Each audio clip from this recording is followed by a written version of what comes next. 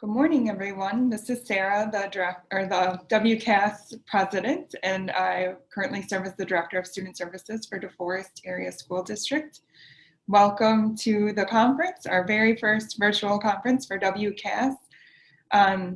Just a quick review of the day, I believe the next slide. Yep, we have a quick overview of the schedule here. We will have breaks embedded throughout the day, so you can get a little screen break throughout. I believe I'm just double checking my notes to make sure I haven't missed anything. I know we want to thank our sponsors as well, so thank you. You'll meet them throughout the day as well. All right, so to get us started, Louise Wilson is the Department of Public Instruction School Nurse and Health Services Consultant. As the DPI's only healthcare consultant, she has been responsible for developing the infection control and mitigation measures for schools in conjunction with DHS. She is also overseeing the development of tools for school nurses and others to use to implement these measures. So I know our school nurses have relied on her greatly. I really appreciate that she was able to take time to meet with us this morning. You'll notice too in your email that you would have received for the conference registration, there is a form to submit questions and answers. So feel free to submit questions through that as well. And with that, I'm going to turn it over to Louise. Louise, thank you so much for being here. All right. Cool. Yeah, Jerry, go ahead. Yeah. I don't know who was on there, Louise, but it was not me, so you can go ahead and start. Oh, okay. All right. Because I thought there maybe was somebody else who was going to talk a little bit before I did. But anyways, great. Glad to start you off this morning. Welcome. Happy Monday. Happy whatever first, second, third week of school that you're all in. So I'm assuming you can all see my slides.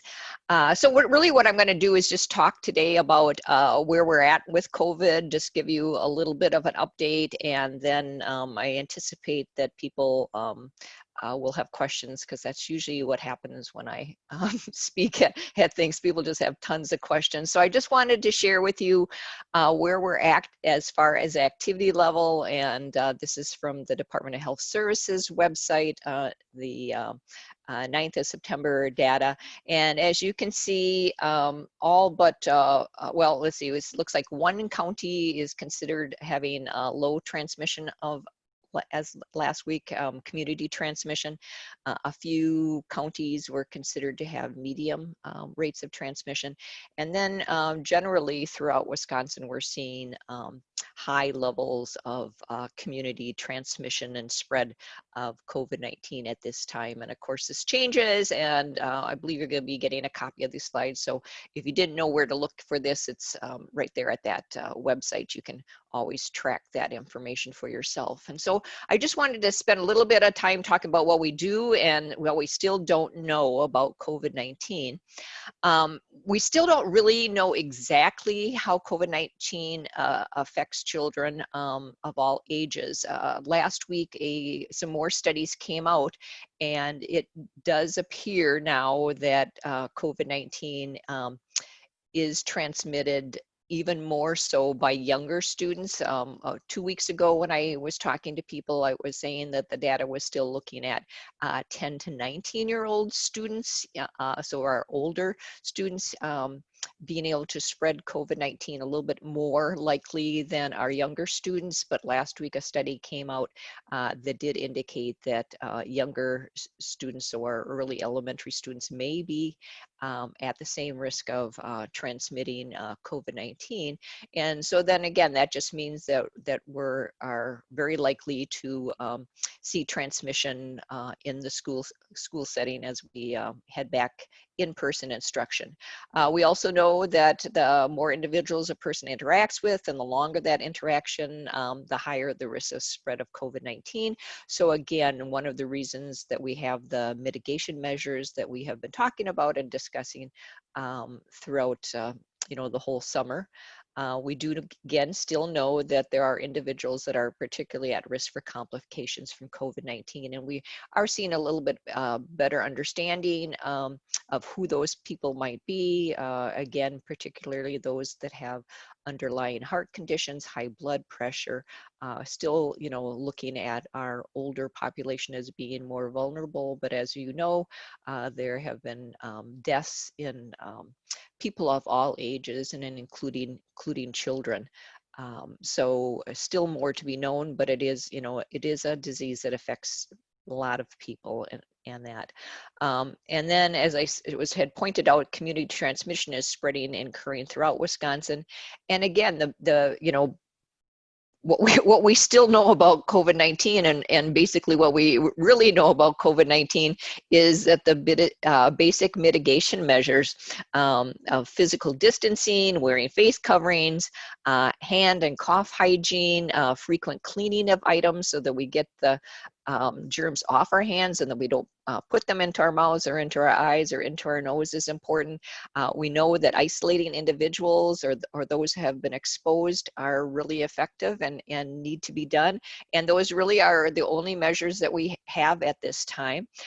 We are hearing more about the vaccines, and I can throw this in only in the fact that on Friday I participate as a member of the Wisconsin Council of Immunization Practices, and one of our members is a member of the ACIP who will be looking at the data at the end of October and looking to see if any of the vaccines, have any efficacy and what that data is looking at. And he gave us a little bit of a hint about the vaccines, at least 2 that are being produced here in the United States, Moderna and Pfizer's.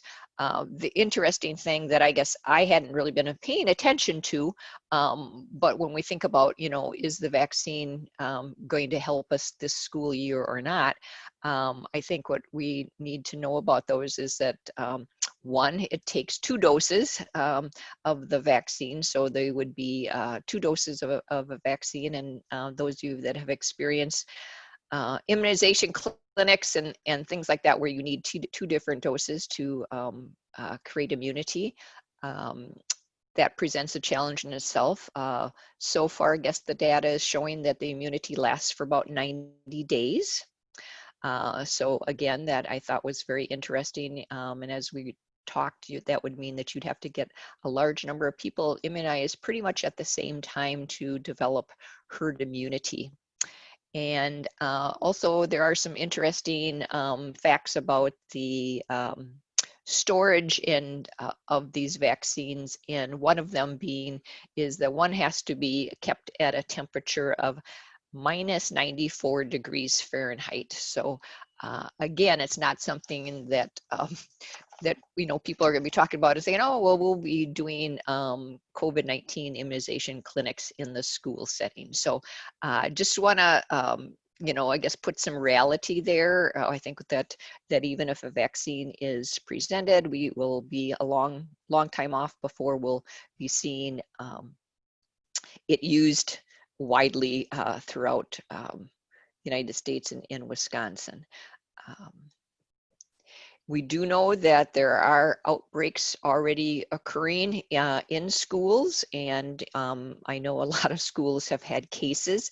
Here at the Department of Public Instruction, we are not keeping track. We don't have you report to us when you have cases of COVID-19 either among your students or among your staff.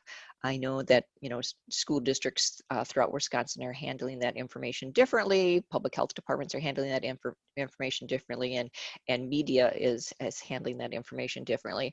I do get as part of outbreak reports notifications from the Department of Health Services Communicable Disease Bureau when there is an outbreak investigation that involves a school. But again, that's an outbreak, which usually means 2 or more cases. Sometimes it's among teachers, sometimes it might be among students, or it might be a mixture of students and staff.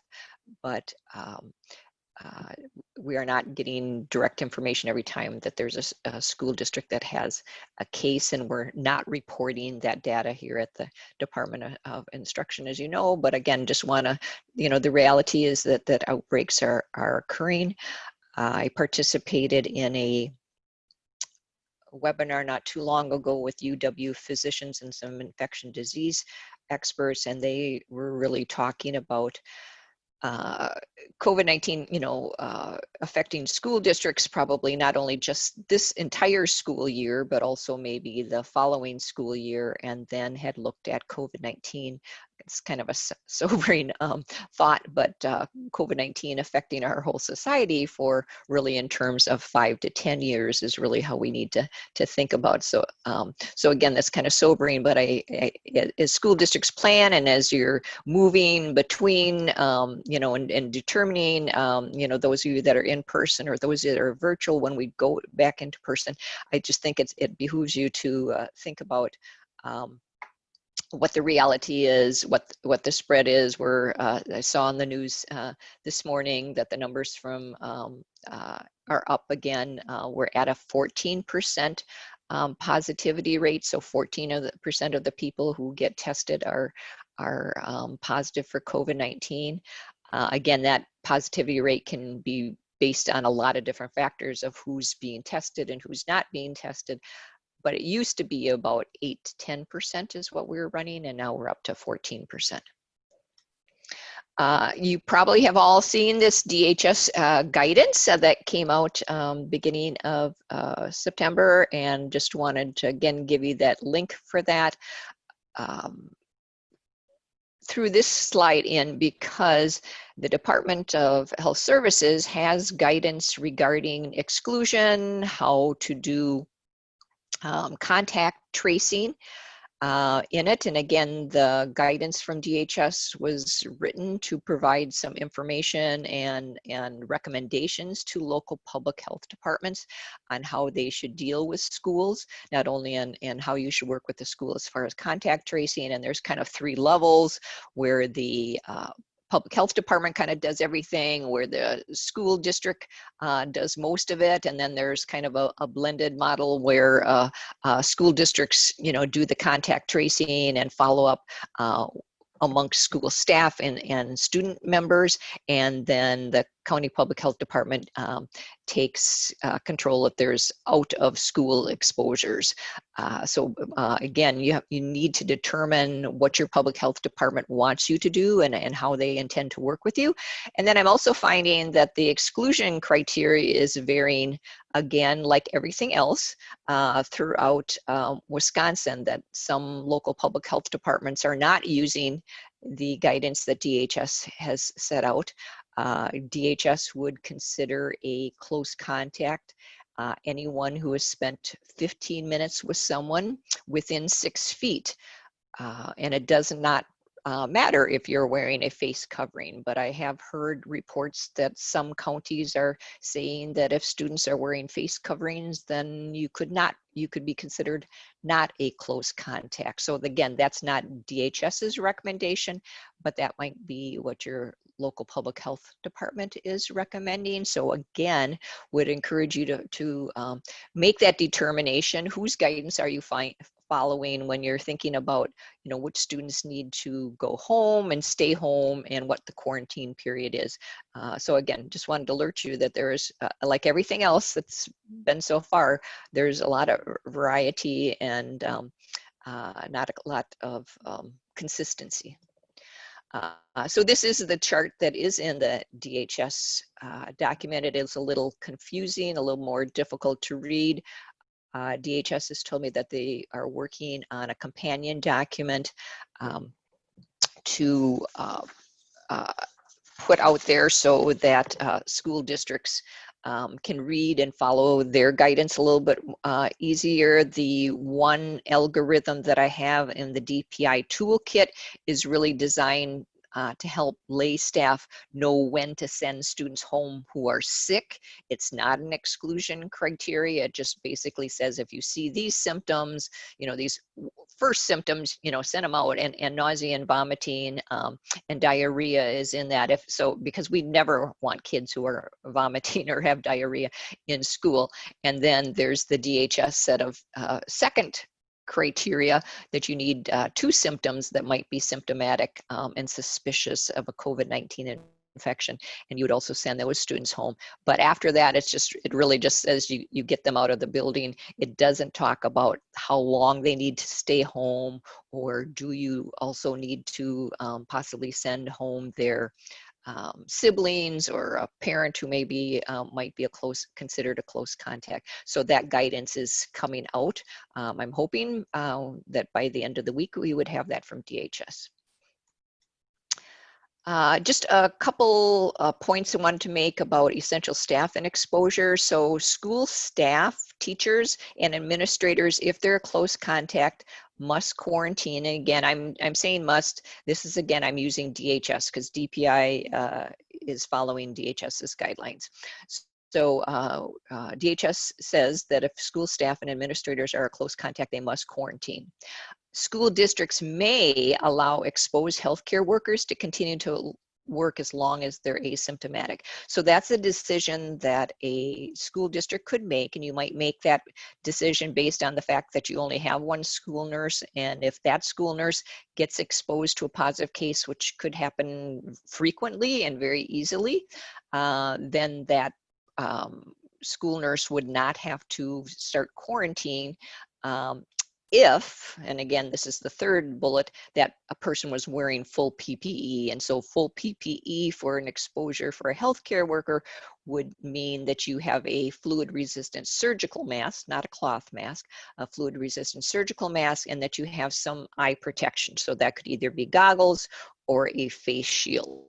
And so if a healthcare worker, and you could determine that your health aides, and again, how you're determining that is up to a school district. And so you may determine that you're going to allow your healthcare workers, if exposed to a positive case, to continue to work.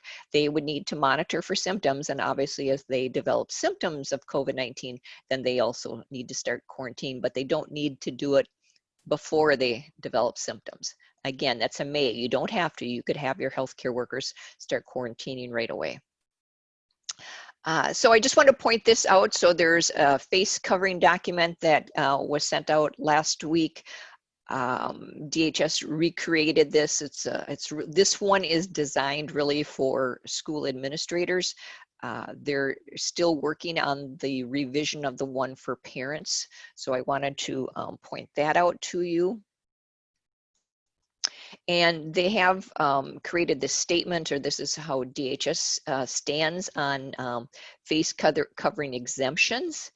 And their stance is that under order number 1, students do not need to provide documentation of a medical exemption. And that's because the emergency order says that people do not need to show proof that they have a medical reason for their not wearing a face covering. However, schools are permitted to implement stricter rules or policies that go above and beyond the statewide order if they choose to do so. School districts should consult with their legal counsel if they would like to implement a stricter policy regarding requesting or collecting medical information to assess whether a particular student qualifies for a medical exemption. So again, DPI legal department is not weighing in on this. This is what the DHS came up with working with the governor's office.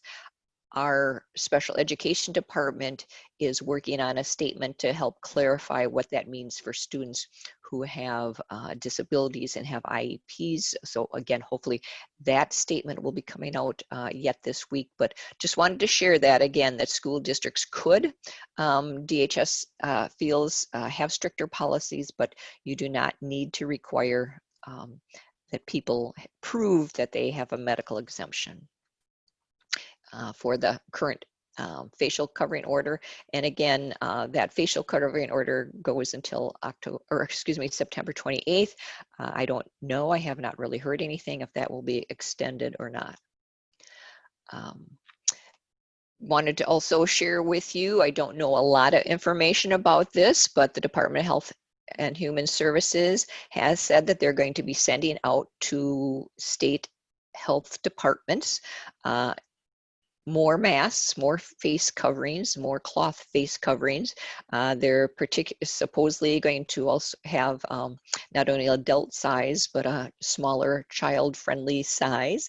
It hasn't been determined who is going to receive those or how that distribution will occur. They are emphasizing students of low income or high needs, and those school districts that are providing in-person instruction, which, you know, kind of fits the government's priorities at this time. So more to come on that, but I did just want to throw that out there. There, you know, maybe another survey that DPI is sending out. Don't know a lot about that. Haven't heard anything, but except for this, and thought that you may have heard inklings of it. So I just wanted to confirm, yes, it's true, but the details have not been worked out yet. And then I just wanted to throw in a little bit of information about immunization compliance. You may have some school nurses who are panicking about this. They have heard in the DPI DHS immunization webinar that was on August 26th that there are no changes to immunization compliance laws. Obviously, the laws were written before COVID-19, and they don't take into account that we've been in the midst of a pandemic, that students haven't been able to get into their physicians to get their immunizations updated, you know, as normal, you know, in the normal process. So again, the laws are the laws, they remain the same. And so immunization compliance is going to stay the same. School districts are going to be asked to exclude students who don't meet immunization compliance this year. Based on last year's data, and you can find that data if you didn't get a letter from DHS that says you did not meet the 99% compliance rate. That information is on the DHS website here that I've listed.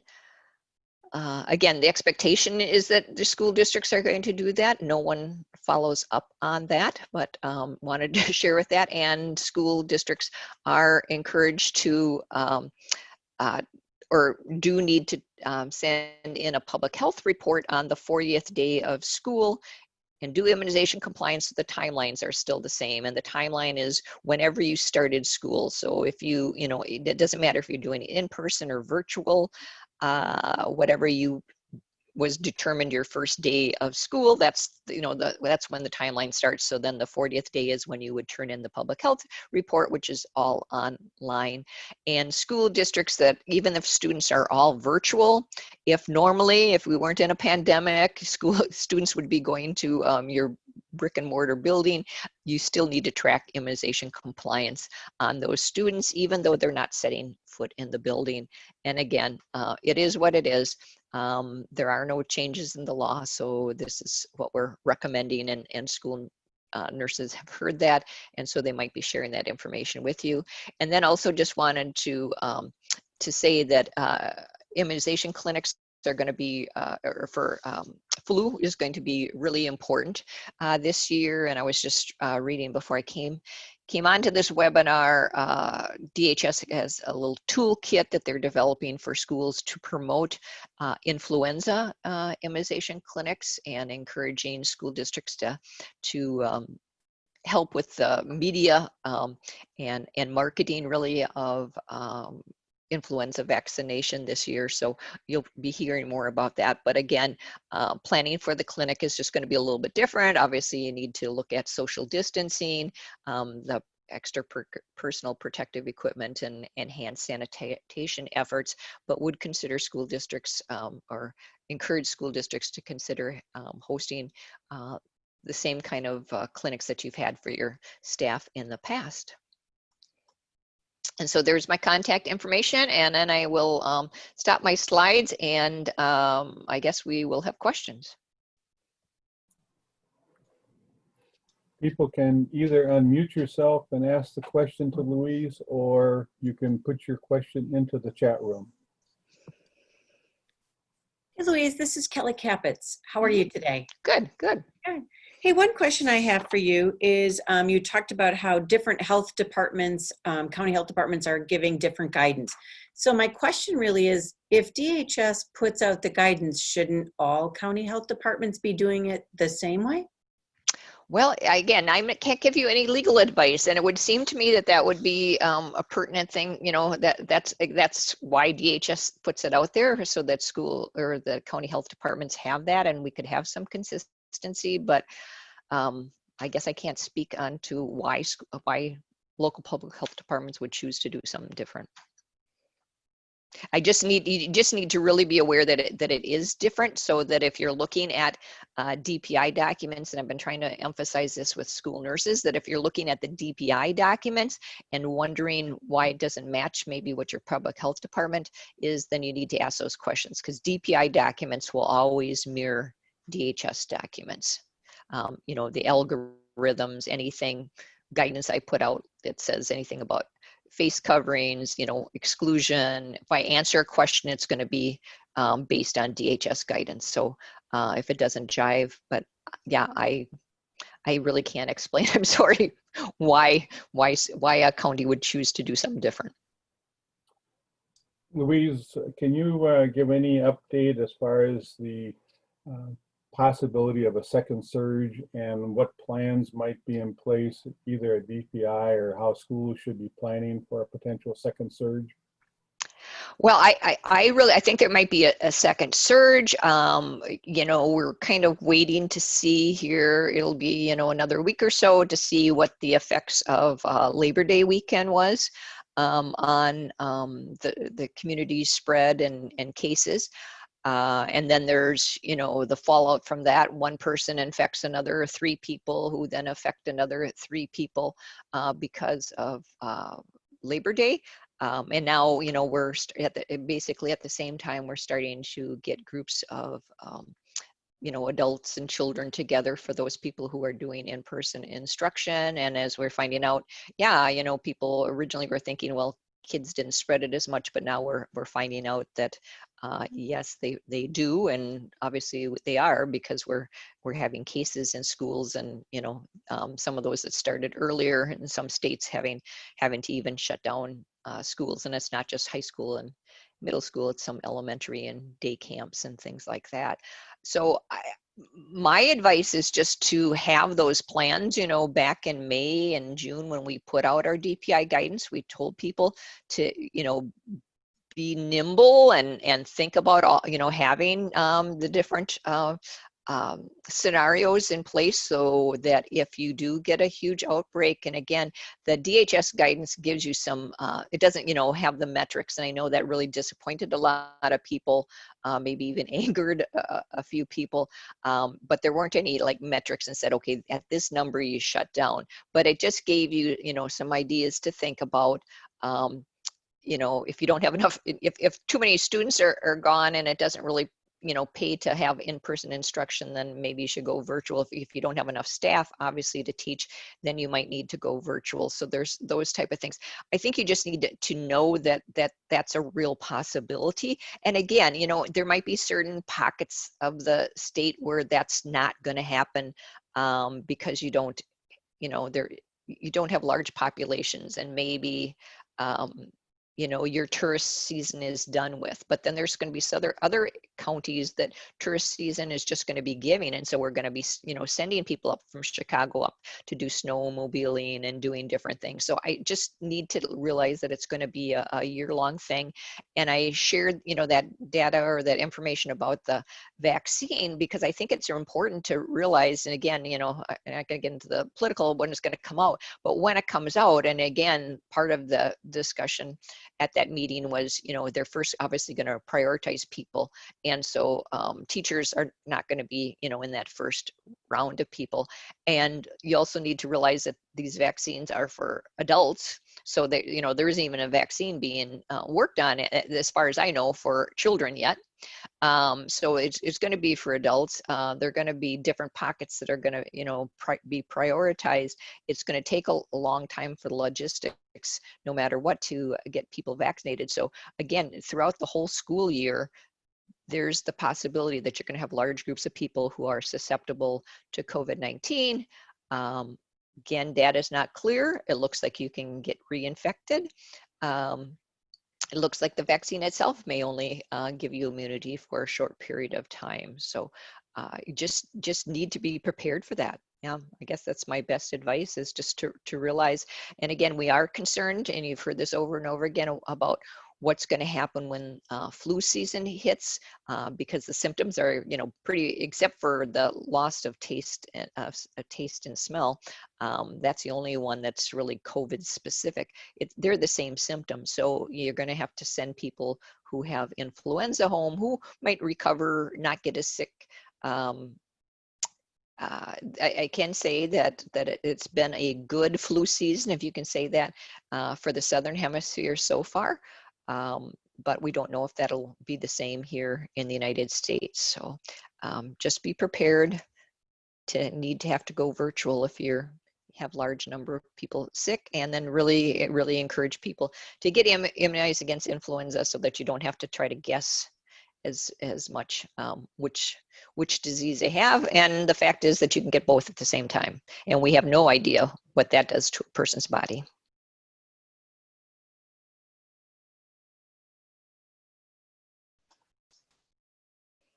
Am I supposed to read the ones in the chat, or is somebody going to read those to me so I can pay attention? Oh, I guess there's only one. Okay. Hi, Louise. It's Kelly. Right now, I'm not seeing any Yeah. additional questions in the chat, unless there's someone out there that has questions they want to shout out virtually.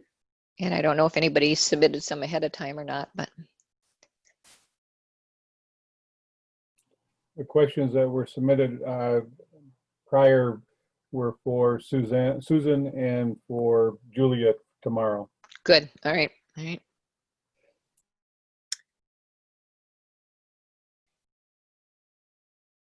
I guess I could just ask reactions to that. I mean, I'm thinking that I'm not saying anything that you haven't heard or suspected before. If that's new or different, or if like, holy cow, I was hoping she'd have better news for me, but it's not. I guess, I'd be open to hear some reactions to that too.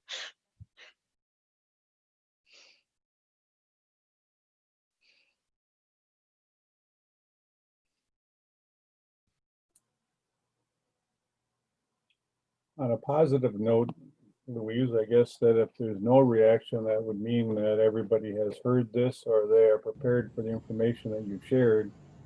I think that everybody is working as hard as they can to provide the best services they can. Mm-hmm. And with a lot of uncertainty as to how long they're going to be able to continue, especially in district or in-person type instruction because of what's happening. But I know that everybody is scrambling as fast as they can. We do have a question in the chat though. It's an interesting time with so many competing interests and ever-changing developments.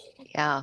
Yeah. Well, I think you're right, Gary. I think that, those people who chose to start virtually are going to be looking at, is it, going to be safe for us at some point to try in-person instruction? And, you're going to really have to look at what your community transmission is, and,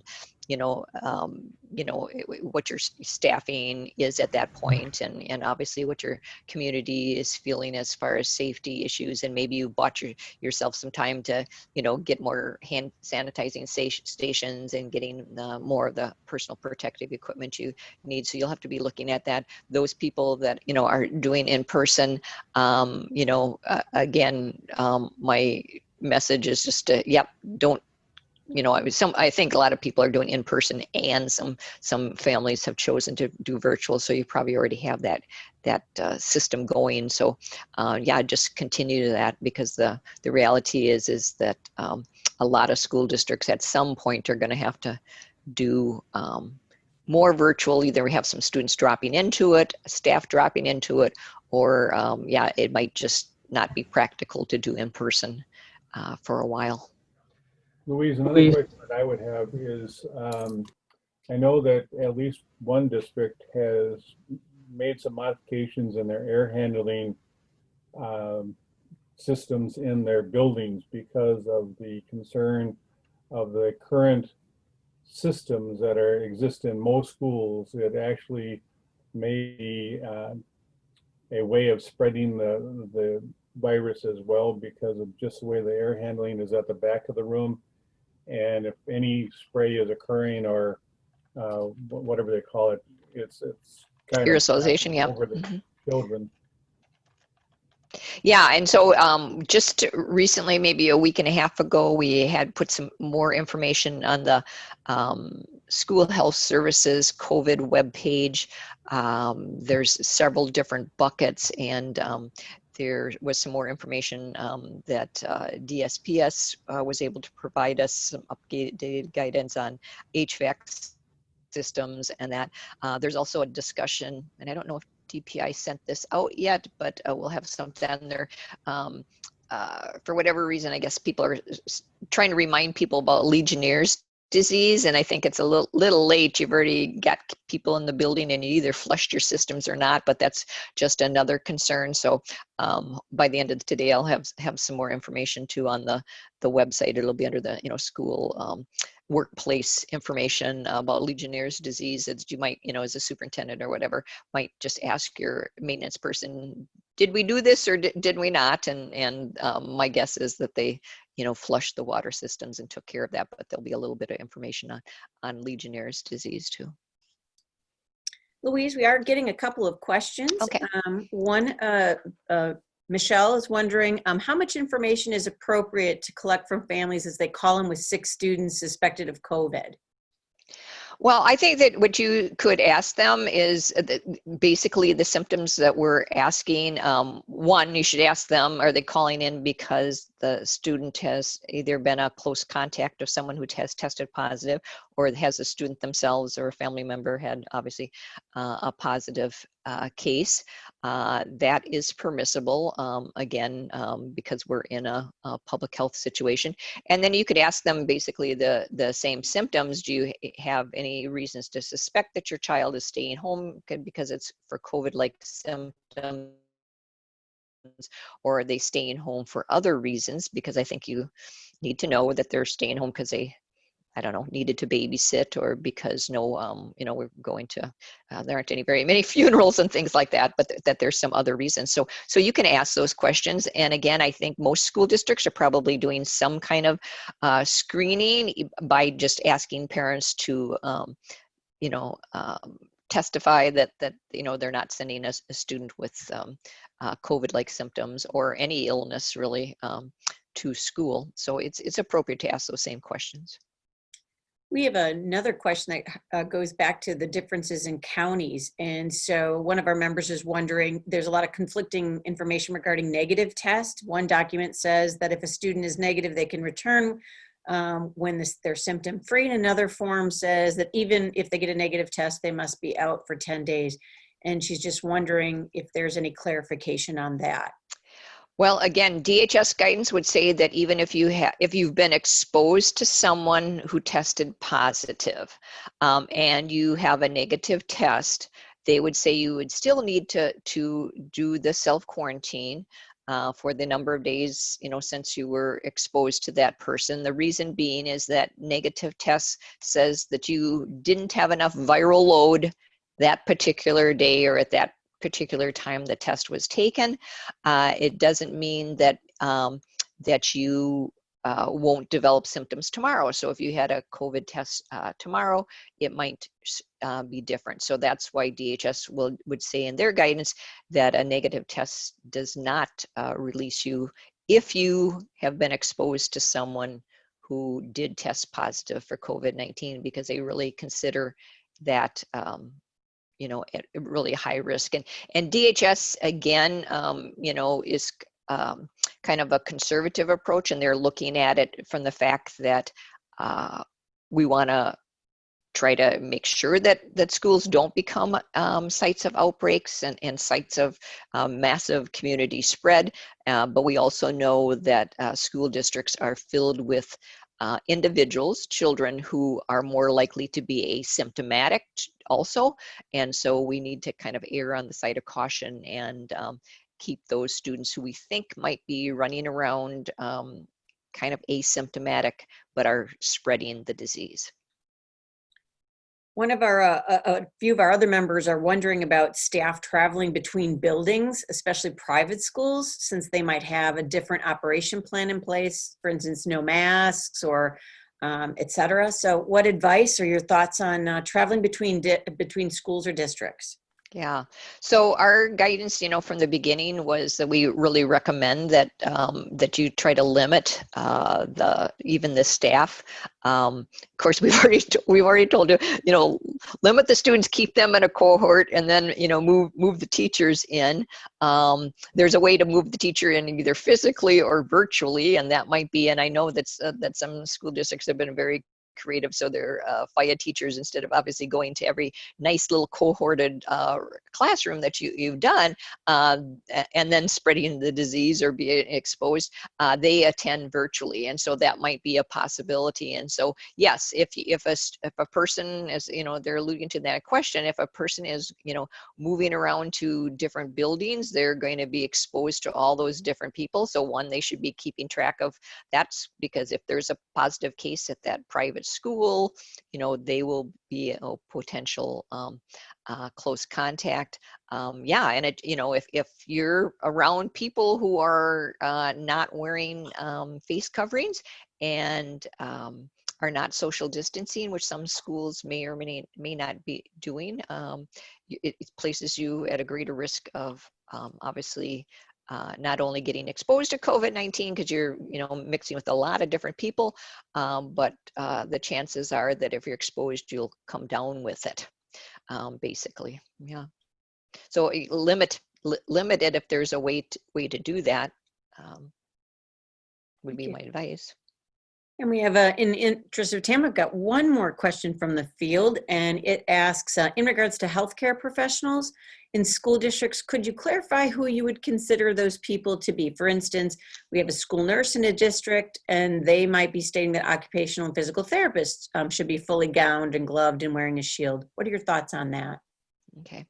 Well, okay, from the DHS, when they've talked about what is a healthcare professional for that exemption from having to be a close contact, they're talking about trained, specified healthcare providers, which would be your school nurses.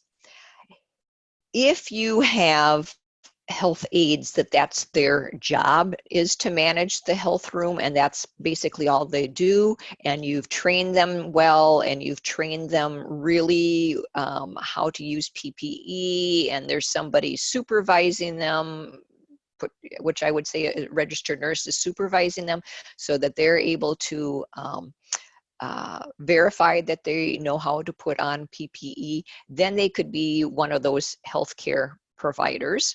And they could be exempt from that. If you have a school secretary who is doing certain things, has watched the video, yeah, I think I know how to put PPE, the school nurse isn't, you know, there all the time, that DHS would not consider them to be a healthcare provider. If you have a healthcare license, so you're OT and PT, yes, you're considered a healthcare provider, and you have your own license and professional responsibility to know how to put on PPE. And, you know, they've at some point, you know, maybe a long time ago, but at some point they've, you know, had professional level training on how to don and doff PPE, and they would have that higher knowledge base. So, and they would have their own professional licensing responsibility, that if they're not up to date on that, then they better get up to date, because they are a healthcare person and they're a licensed healthcare provider. So anybody who's licensed as a healthcare provider could also use that exemption. But again, they would need to have full PPE, which would be the surgical mask and eye protection. Thank you, Louise. And Jerry Nicholson has a question. Hi, Louise. Yeah. My question goes more towards some of the budgeting aspect. I know that certainly districts have spent a large amount of money on COVID-19, well beyond what we've received within the CARES Act, for example.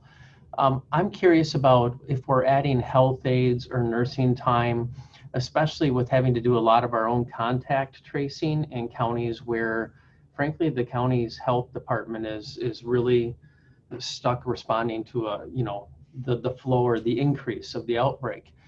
Is there any discussion about long-term, especially given the prognosis that you shared for how many years this is going to last, any discussion about potential funding or freedom to free up districts be able to access funding from their local community to support nursing or health aides? And do you mean from their local community, like asking like a clinic or someplace else to help fund? No, I was thinking more of whether it go through community fund or whether it be revenue limit forgiveness. Okay. I mean, just any word from anywhere or discussions at DPI about the awareness that we are probably grossly understaffed throughout the state in nursing. And in nursing FTEs. I have one nurse FTE typically for 4,200 students. It doesn't seem sufficient if we're going to be navigating something like this over multiple years. So Right. Thoughts on that and what might be discussed or could be discussed in the future? Yeah, I definitely think it could be discussed. I have not been part of any of those discussions at this point, as you can imagine.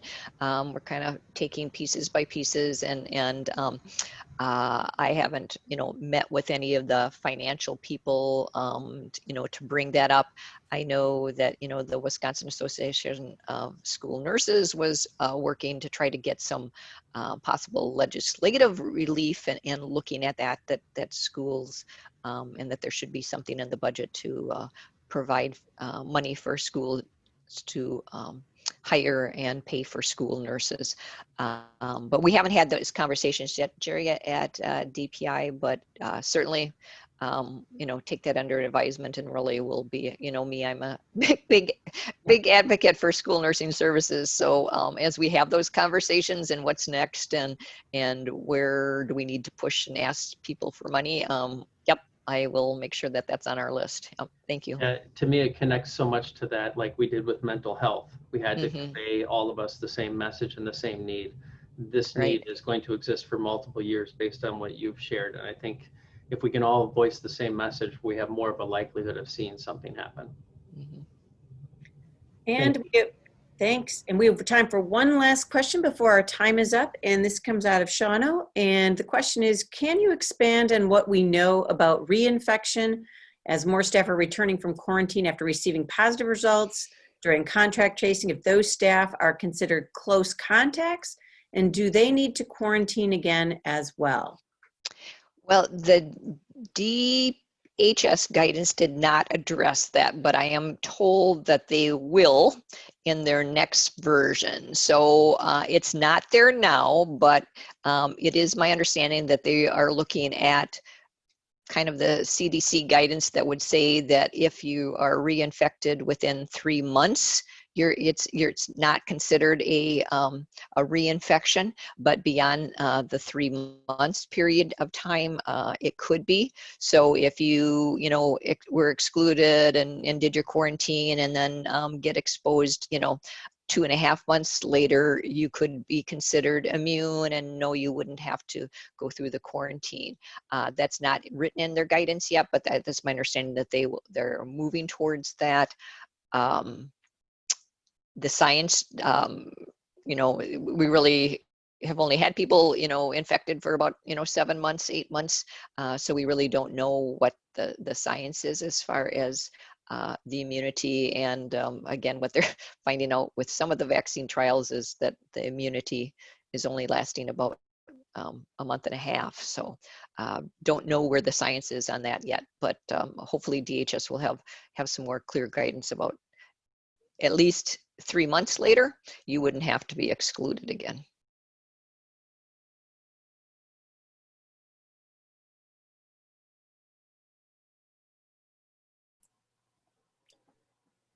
Okay, I would throw it to Gary Myra to wrap up.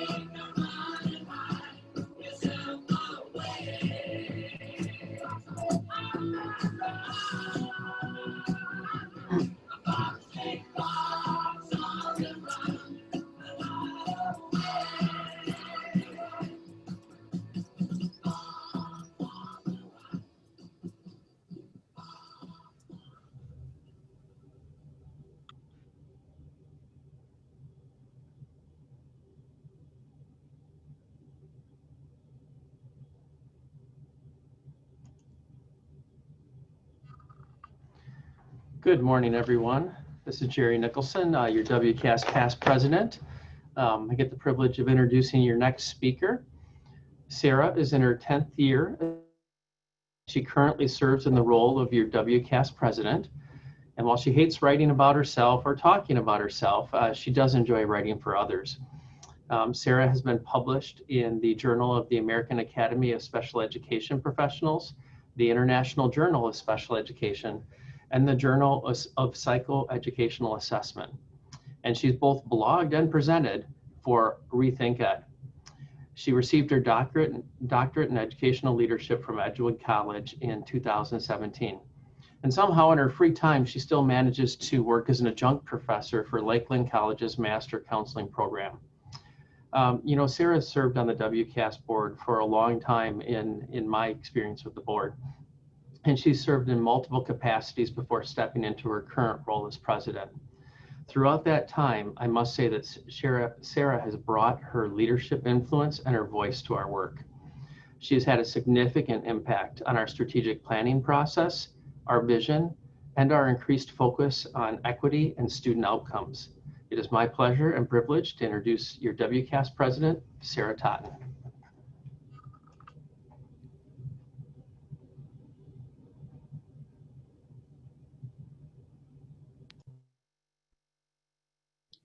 All right, thank you, Jerry. I'll just give a quick visual with the camera just to be a little bit more personal.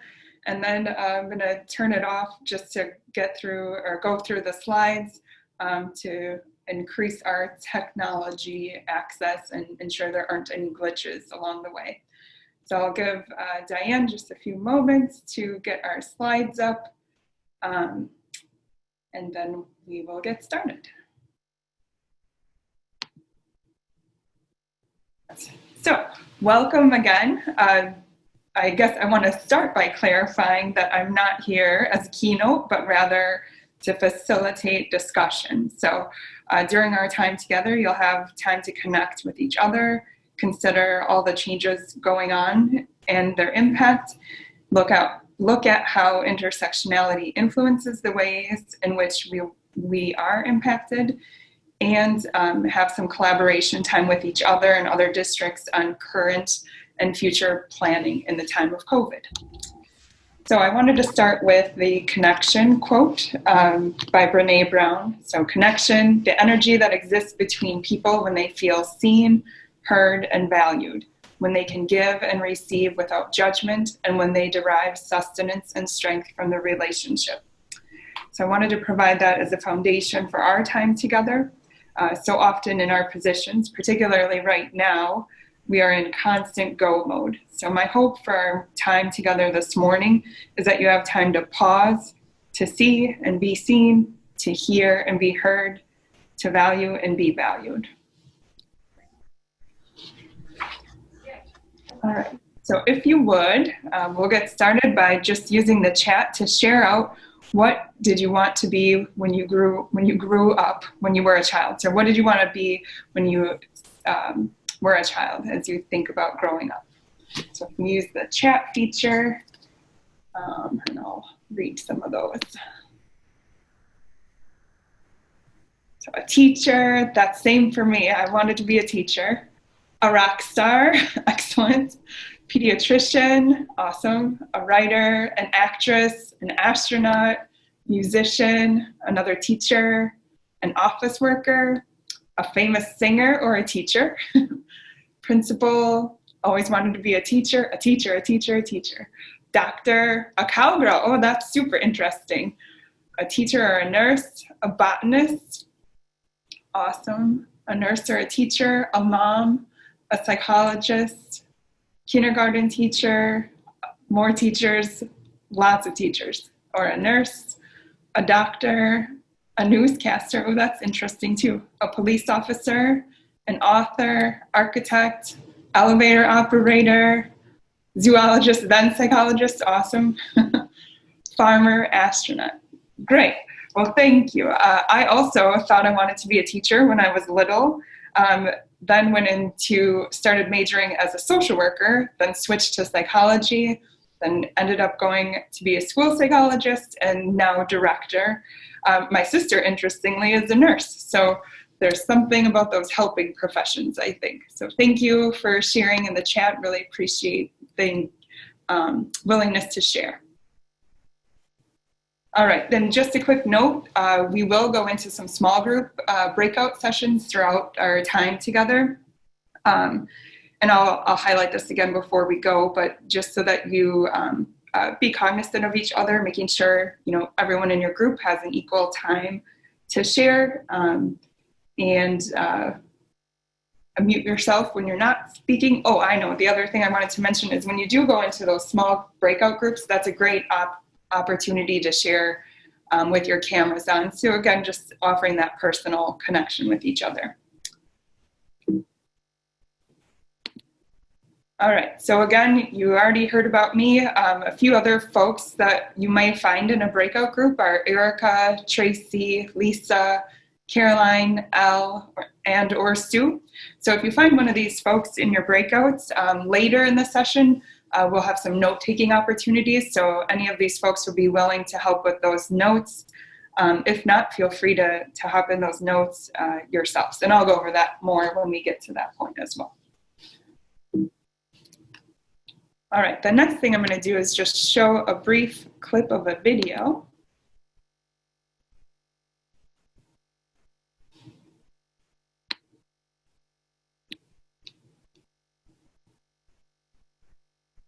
All right, here we go.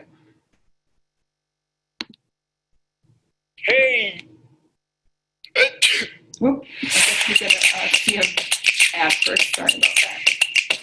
You, Mary Lou, guess who's here to sing for you? To take part in the first ever coronavirus concert. They already missed their students, so today they created a parade route to spread some joy. These new limits forcing families to figure out ways to honor those they lost as well as grieve.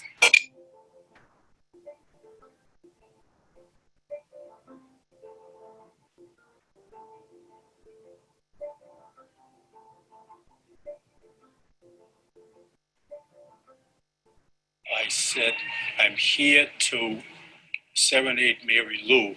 I'm outside her window. Could someone from staff please come and open up the blinds and bring her to the window? You were hearing stories of people going to nursing homes and waving to their loved ones, playing guitar to their loved ones. But this had a little bit of a twist in that the assisted living facility, it's not a nursing home, told him no. He went, he showed up with his guitar as he had every day, and they turned him away.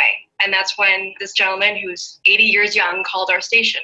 The first day when I met him, I said, can you tell me a little bit about Mary Lou? Can you tell me why she means so much to you? And he said, I can't. Do I have to?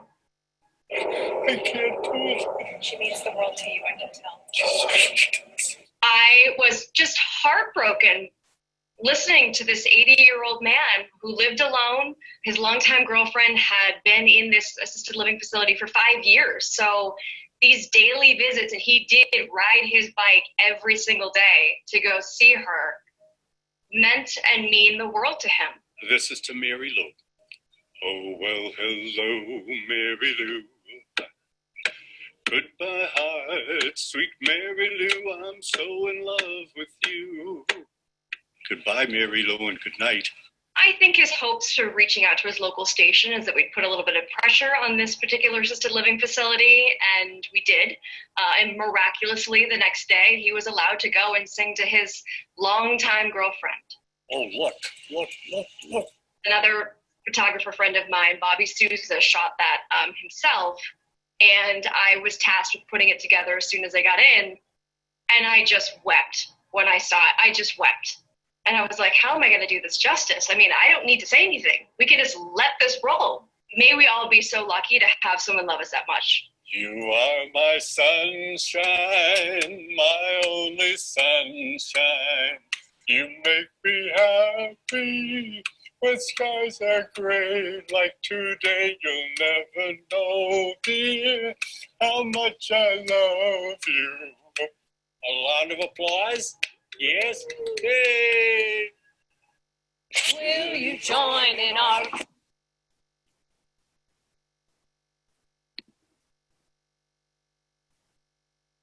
Okay, so we're going to take the first opportunity to go into some small group breakouts.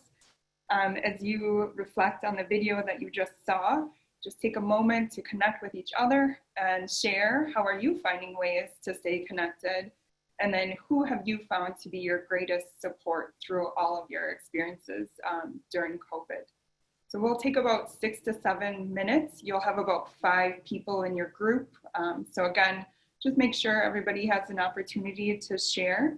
And with that, Diane is going to send everyone into some breakout. It looks like we have everyone back. Hopefully that gave everyone an opportunity to share.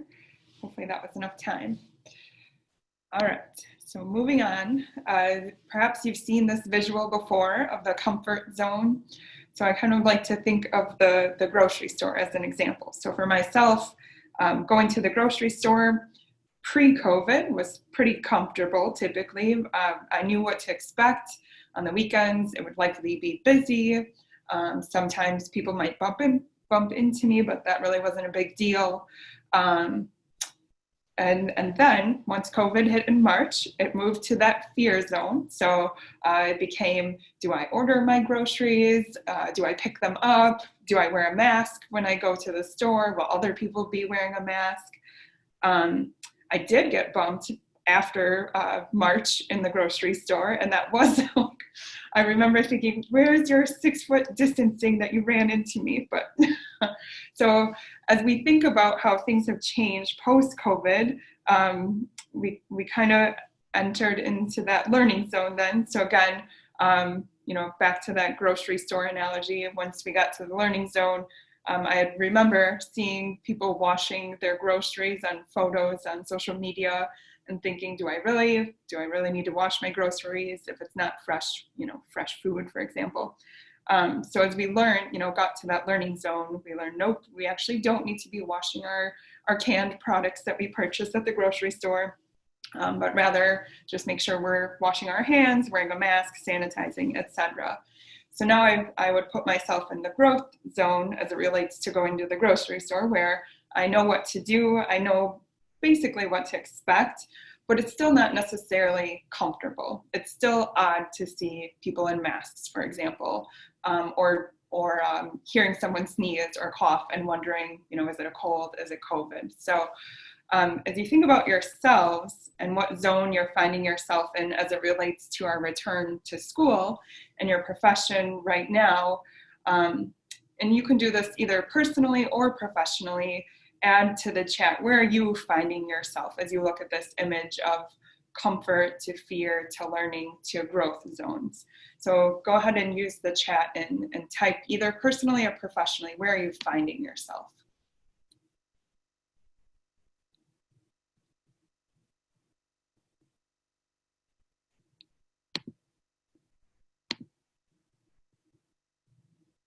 So a few learning zones, growth zone, learning.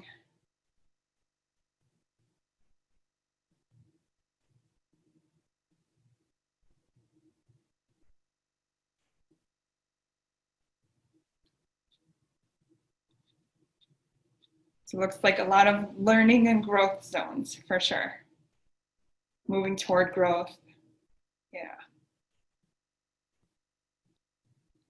So I think the hardest thing to accept is sometimes that growth zone doesn't mean you're comfortable.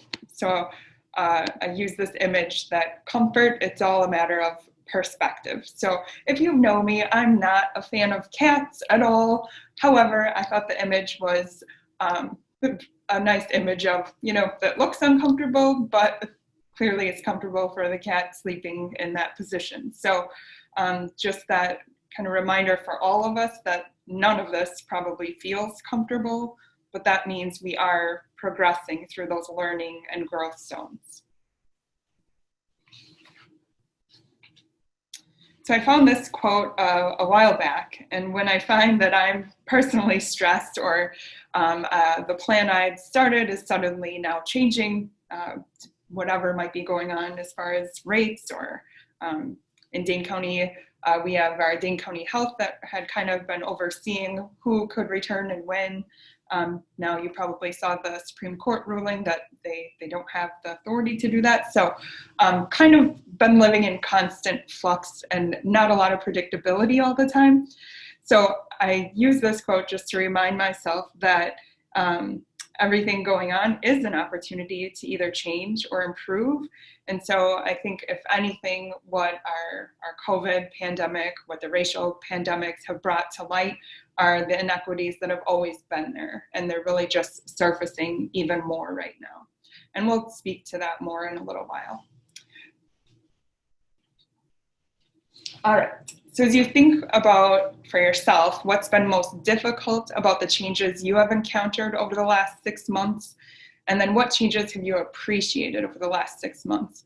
So I'm just going to pause and give you, let's go with like 3 minutes just to to journal to yourself and take a few notes. What's been difficult and what have you appreciated? So I'm going to pause just for a minute and give you some time here. So hopefully you had a few minutes to write down some notes. So now I want you to look back at your notes and think about how has your identity, your race, gender, economic status, marital status, parental status, disability status, etc., how has that shaped or influenced your responses? So I'm going to give you another minute or two just to reflect back on what you wrote and how has your identity influenced your responses there. So as we think about the idea of intersectionality, intersectionality can be defined as each person having multiple identities, and each identity can be either a site of privilege or oppression. So if I think about myself right now in the time of COVID, I would say I'm able-bodied, I'm a mother of a college-age student who is at college, so fairly independent, I'm economically stable, I have the privilege to be able to work from home or work from the office. But if I were to think back as myself at 17 years old, I would have been considered an unaccompanied youth. I was economically unstable. I was living doubled up with another family and finishing high school and then working at Sears department store at that time. So if I think about COVID hitting at that time, the department store probably would have shut down at least for a pretty lengthy amount of time there in the beginning. So I wouldn't have had an income at all at that point. I did not have computer or internet at that time, and I was pregnant. So I had a lot of barriers at that time. So if I think about my identity then versus identity now, certainly the impact of COVID would have been much different.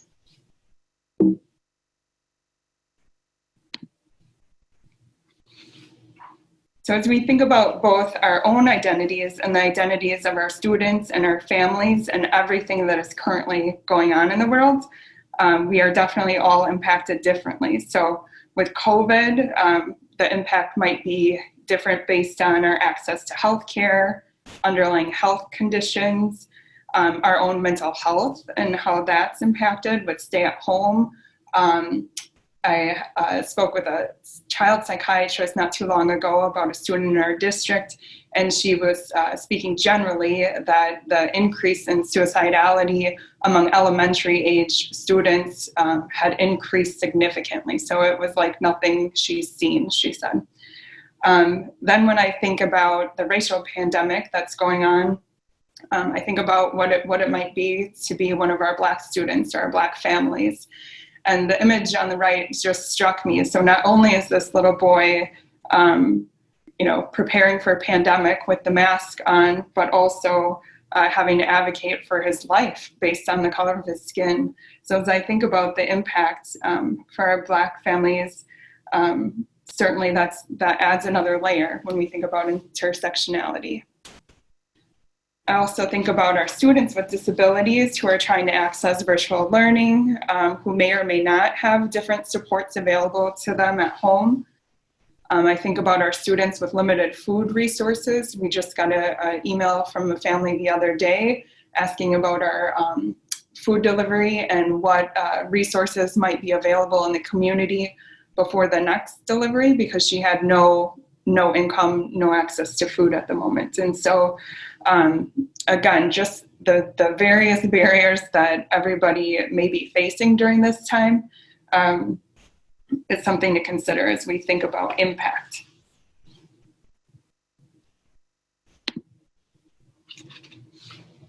All right, as we look at our school then, as a microcosm of what's going on in the larger world, we can see how additional inequities play out. So again, I'm going to show you just a quick video here.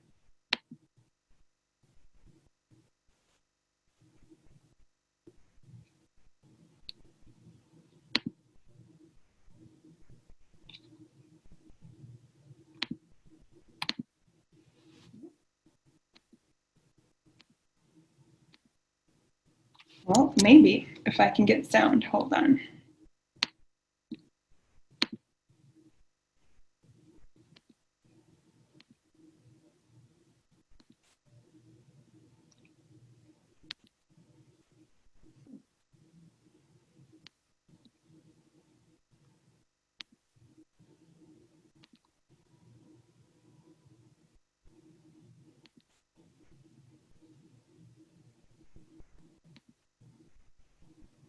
covering stories all week to help you empower you to make informed decisions about the upcoming school year. So today, Sean Gallagher is looking at how going back to school may not look the same for all students as this pandemic highlights the inequities presented in education.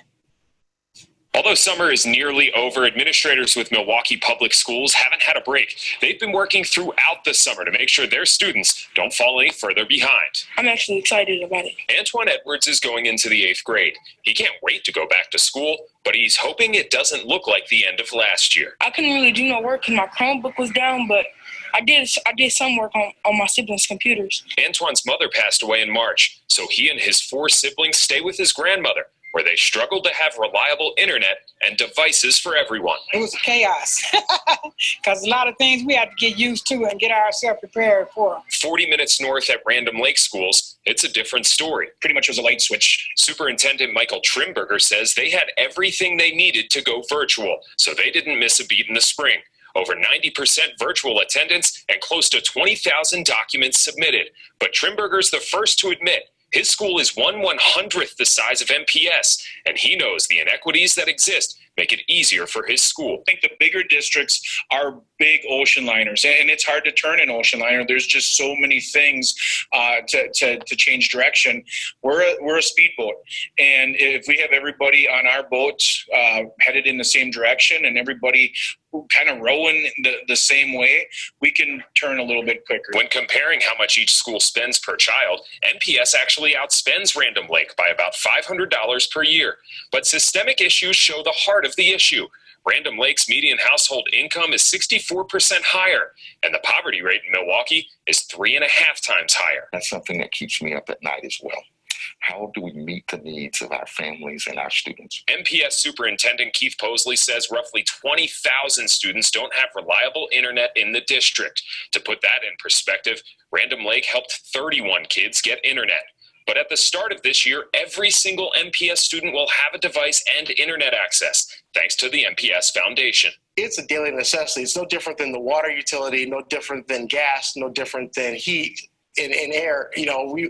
It must be the lifeblood for our students. They've got to have internet connection. But accessibility isn't the only issue facing students. As one of the half-dozen kids in his grandmom's house, Antoine has trouble finding a place to learn. So many of us, everybody always fighting over something.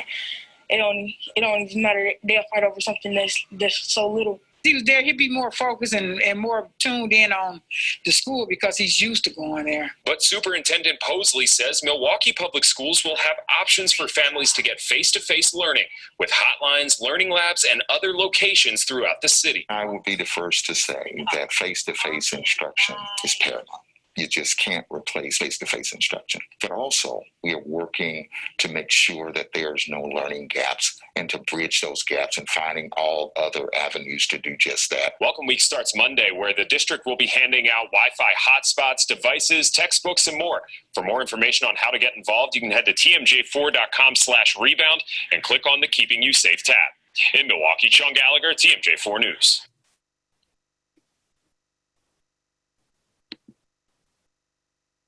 Okay, so I'm again going to give you just a few minutes to do some journaling, and then we're going to be able to move into another breakout to do some collaboration with each other. So first, if you would, what resonated with you as you listened to the video? So you can take a few notes to yourself on that. And then as you think about the students and families in your district, what inequities are coming to mind for you? So again, we'll take about 3 minutes and jot down a few notes for yourselves. Hopefully that gives you an opportunity to just add a few notes for yourself. I know for me, what the video helped me to reflect on, if you've read the book Evicted by Matthew Desmond, he was a social psychologist that followed a few families in Milwaukee and the housing inequities that existed, and then just how the landlords responded. So for example, if the house's plumbing was inadequate, and how the landlords wouldn't necessarily fix it because they knew the tenants couldn't leave or couldn't afford to move anywhere else. And so the book somewhat explores the psychological impact of your living environment too. So again, just another layer to think about as we think about the impact of what was pre-COVID, and now add COVID and racial pandemics on top of already what was happening, just the impact of all of that. All right, so our next activity is going to be in a small group, and this I've personally found very valuable to be talking with other districts about what your district is currently doing. And so I created a notes doc, and you should be able to click this hyperlink off of your slide. I'm just going to show you what's put together. So you can see, you can just pick a section. So this little table is repeated throughout. So you can go ahead and pick a section for your group. And then if you want to share the districts represented, you can type your districts in there. And then whether your district's in a hybrid, a virtual, or a full in-person. And then if you want to share what your district is currently doing on any of these topics, and if there's others you want to add, maybe you want to talk about technology, attendance and discipline policies, anything like that, feel free to add a row too. You'll have full access to edit as you see fit. All right, let's see. So I think we'll go ahead. We can probably take a good 15, 20 minutes in your group. I'll kind of watch the breakout notes page to see when folks stop typing, and then I'll work with Diane here behind the scenes on when to close out those groups. So we'll plan for about 15 to 20 minutes. And Diane, thank you for all of your help. I just want to mention Diane's been providing a lot of support behind the scenes here, so feel free to send folks to breakouts. Sarah, can you drop the link for the document in the chat too?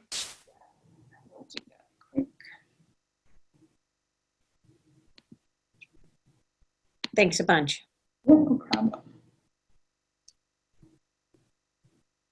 Just to note, you'll have access to these notes. So if there's things you want to reference, or if you want to take a look at what other districts are doing, you'll have the opportunity to do that as well. I appreciated it as I was kind of watching the notes as well. There's a district mentioning their SEL resources that they've been using, Second Step. They're also having folks write their SLOs based on SEL and that roadmap from CASEL.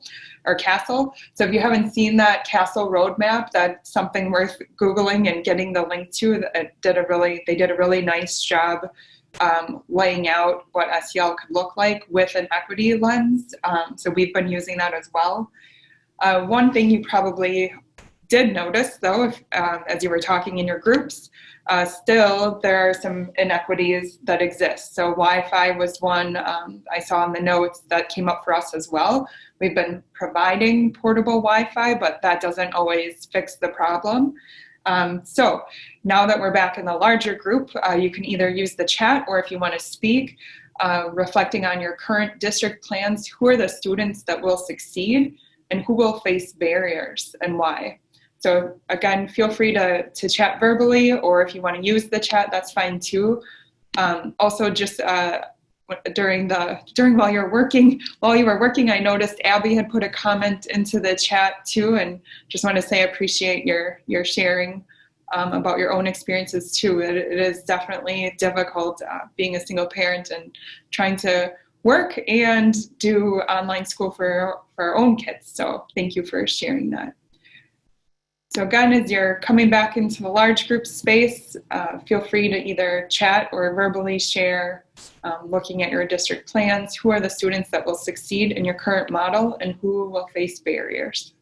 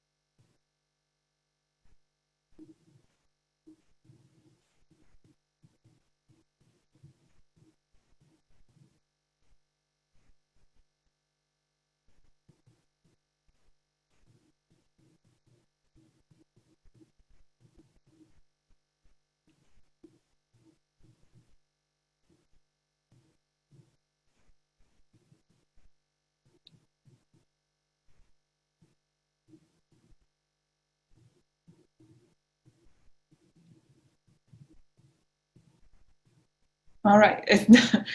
So I'm not hearing anybody. Oh, here we go. Some chat. So students with excellent support systems, technologically literate, and those that have access to internet will succeed. Yeah. Definitely take strong support systems at home. Access to resources within their families and homes will succeed. Those without those resources have difficulty navigating. Yeah. The others.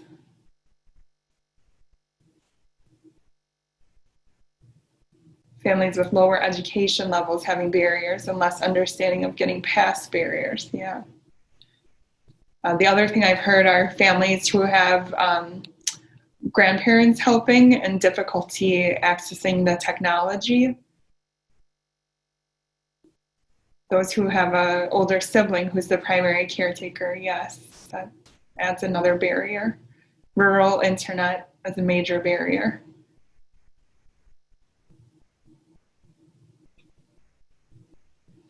The teacher's level of comfort teaching virtually versus not, definitely that is a factor as well.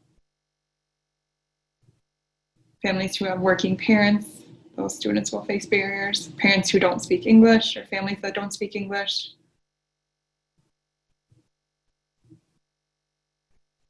Yeah, successor barriers that have more to do with resources, whether that's family, financial, or internet, than with the students. Yeah. Great.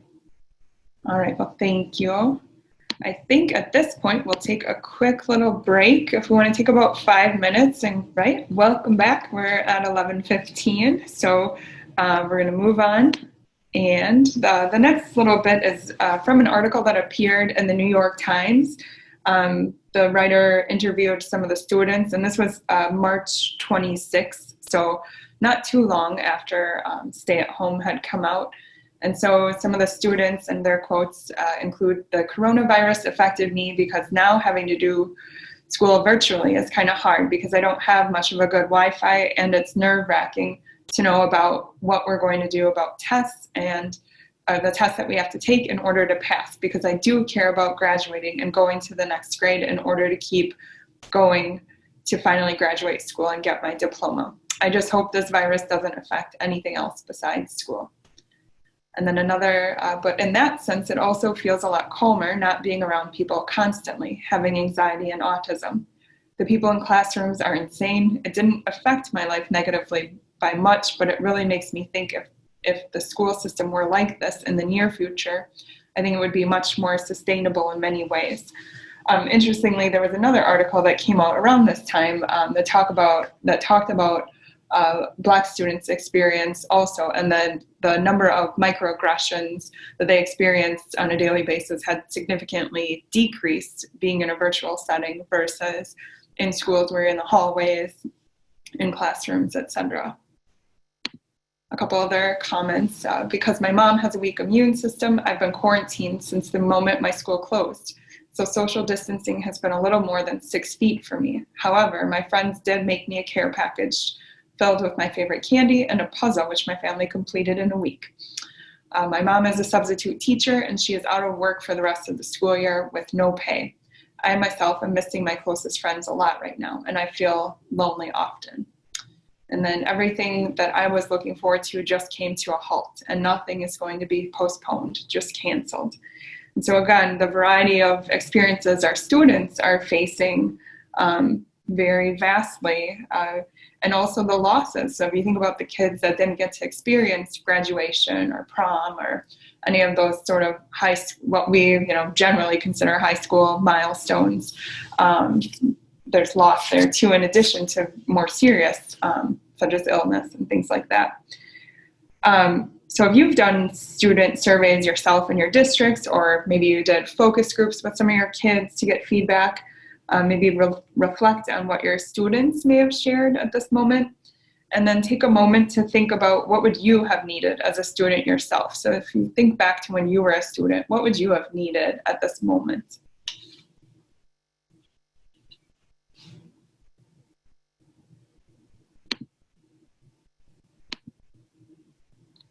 So as we think about our opportunity right now, that we are being given the opportunity to re-envision education in a way that works for those we have historically failed, we should try to do so. So this is a time and an opportunity to really think about some changes that could be made. So our next breakout is going to be to do just that. So you get to work with the districts you're assigned with or you're in breakout with, and think about if you were to re-envision what education for our most vulnerable and marginalized youth during this time would look like. What would it look like? What would you do differently? Another thought might be to think of a student that you've worked with in your district, and in what ways would you center that student in your district's planning? So often when we plan for our most marginalized or vulnerable youth, what we do for them is good for everyone. So a good analogy are curb cuts on a sidewalk. I don't personally need a curb cut on the sidewalk, but have I advantaged from that by, when I'm biking or whatever? Absolutely. Same thing for the automated door openers. If we think about those and, people with disabilities being able to push a button and enter through the entryway, how often have able-bodied people benefited from those doors, as you're carrying items into a business or office space, etc. So again, if we take that back to a school level, if we think, and plan for our most vulnerable and more marginalized youth, that really, those tend to be actions that are beneficial to all students. So again, I'm going to give you a little structure to your time together. And it looks like Kelly shared a little something from her county, so feel free to take a look at that when you get a minute in the chat. I'm going to show you, I gave you the same structure for the notes, but again, this is your opportunity to be completely creative. So as we think about those students we're centering, what would things look like? How would they look different right now in this time of COVID? So I'll put this link again in the chat for you.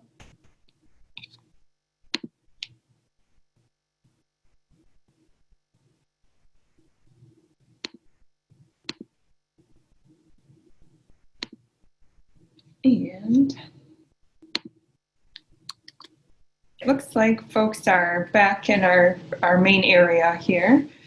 So take a few moments and review the notes and look at what some of the other groups wrote.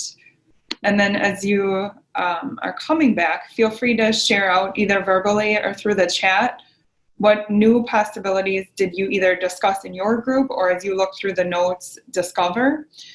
And then what is something you might try in your district? So as we think about, the possibility of another vast pandemic coming, what is one thing you might try that's different in your district? So I realize with the technology, there's a little bit more of a wait time here. So I'm going to pause and give you, again, a little time to peek through those notes. And then, again, feel free to use the chat or unmute yourself and share out verbally. You get a chance, I'd scroll down to group 7. They have some very interesting pieces that they added too. So whoever Anonymous Wolverine was, I'd love to chat more. I appreciated what your group wrote.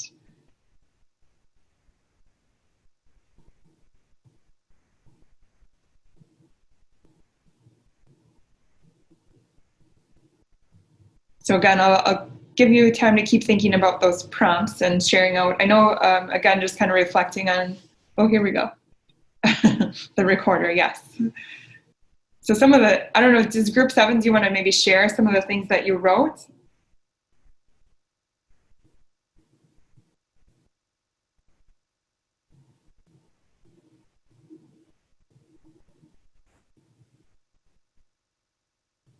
Are you able to unmute yourself? So this Kelly Capitz, and actually, I don't know if I can encapsulate it at all, but there are many things that we wrote down, but one of the things we did talk about was, really, and Rachel actually said it really well, is just understanding and helping kids where they're at. And then we talked about just being okay with that there could be lots of different ways to address student needs, and that, it's messy, and that we just need to be comfortable with the messiness and know that there isn't a one-size-fits-all approach to solving a lot of these inequities and variations of where kids are at. So that's just one of the things that we talked about, but I'd certainly love to hear the rest of the group chime in. Thank you. Yeah, if anybody else from the group wants to chime in, otherwise I took some notes from your notes too. So.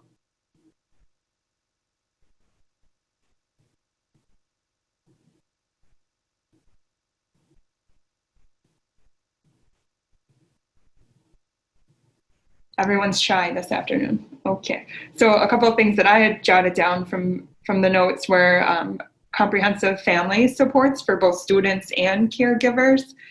I think of that also in the avenue of technology, that a lot of our caregivers aren't able to navigate some of the technology pieces. And so having like an ongoing level of support for families, I appreciated that comment. There was another comment about consistent access to peers and staff to maintain that sense of community. So I really appreciated that thought as well. And then having an opportunity for students to discuss societal impact of the current realities and their feelings. And that was something we had done in our district with a group of high school students. And we just did a student voice group to get their feedback on what they were experiencing, what was working, what wasn't. That was very helpful. And it's a great way to help center student voice. The other thing that was mentioned was the opportunity for student leadership. A couple other comments I saw were about redesigning the school day and the time. So instead of an 8 to 4, maybe that goes all hours in different avenues. So whether that's recordings or availability. Another group had commented just on the actual structure of school and what could that be in the future, knowing what we're capable of now. And then another comment that I took away was the really defining what is specially designed instruction and what does that look like in this sort of new environment. In the comments, I see the virtual participation in IEPs may be more successful in the future. I agree, definitely. We've had a little bit more family engagement with that option. And then more individualized approaches to meeting student needs, yep. Any other thoughts, other new possibilities, or something you want to take back and try in your district? Sarah, I'll just jump in.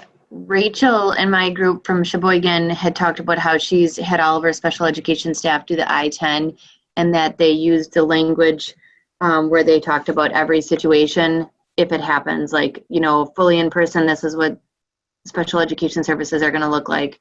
Hybrid, this is what it's going to look like, and then fully online. So that was something good for me to take back to just do that work up front with I-10s. Great, thank you for sharing. Any others? And again, I'll pause because it seems to have a little lapse in the technology sometimes. One of the things, this is Jesse Jackson from CISA4, one of the things that we talked about in our team was having the ability to use some common sense, and we kind of talked about for the first time in a very long time, we're pretty individualized with our individualized IEPs and taking that one step at a time. So even though a lot of the thou shalts with our IEP reviews are being done, I think they're also being done at a human level, or we're at least trying to preach that they're being done at a human level and reviewing each IEP as though there might not need to be a huge change. And if there is, and it's needed, we document it, deal with it as best we can. Yeah, thank you so much for bringing that up. I appreciate that. I do, I agree. And I think that connection with the families has been so important about, if we're virtual, what is even feasible for you and your child as far as the IEP services at this time. So we've had a lot of those conversations also, and I agree 100%. Sometimes it's common sense and we just have to have a relational conversation about the reality of what is and what's going to work or not work. Any other comments? Just real quick, and I don't know what other districts are doing with this, but I know Jerry had asked a good question about funding. And I think that some of the directors around here that I've had the honor to work with, they're really focusing right now on what those budgetary constraints could look like, so their boards are planning for additional services. Because in a larger district, this could have a very profound impact almost overnight. And so the impact might not be this year, it might be next year, but it's an impact. And depending on the size of the district, it can be large because a lot of people are shorthanded. So just look to the future, and then I'll be quiet, sorry. No, you're fine, thank you. Yeah, one thing that was interesting, I forgot to bring up at the earlier breakout, I saw, I think it was Salem that was able to hire some additional teachers to meet the needs of virtual instruction and in-person. Sounds like a couple of models were happening. And that's true for a lot of districts. I think that we're functioning under several models and running into some staffing issues. So that's another district I'd love to know, how that was able to be funded.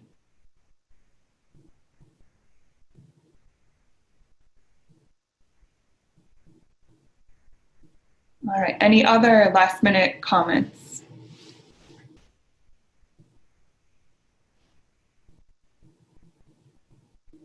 Okay, oh, yep. Sarah, I have one, just maybe building on Jesse's comment as well. One of the things that I've been pondering here, we talked in some of our group about the additional services letters and those decisions and the struggle with making those as we come into the fall. And I also struggle with the additional services impact that I see that's still ongoing for our students around equity issues. I mean, Jesse, it's not just from our additional services that happened in the spring, like you were mentioning. I mean, I've got kids that I know are being impacted now. Mm-hmm. And so then the discussion becomes, how does that become more of a long-term approach rather than completion of maybe a form in 6 months?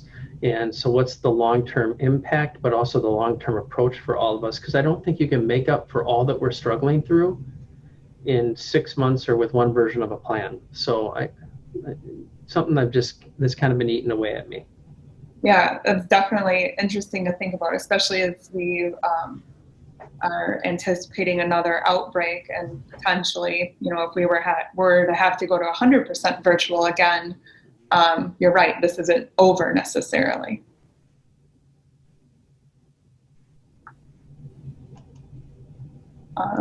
Comment in the chat from Gary that the SAA is also concerned about funding. They're also asking that question of all the state superintendent candidates. Other comments?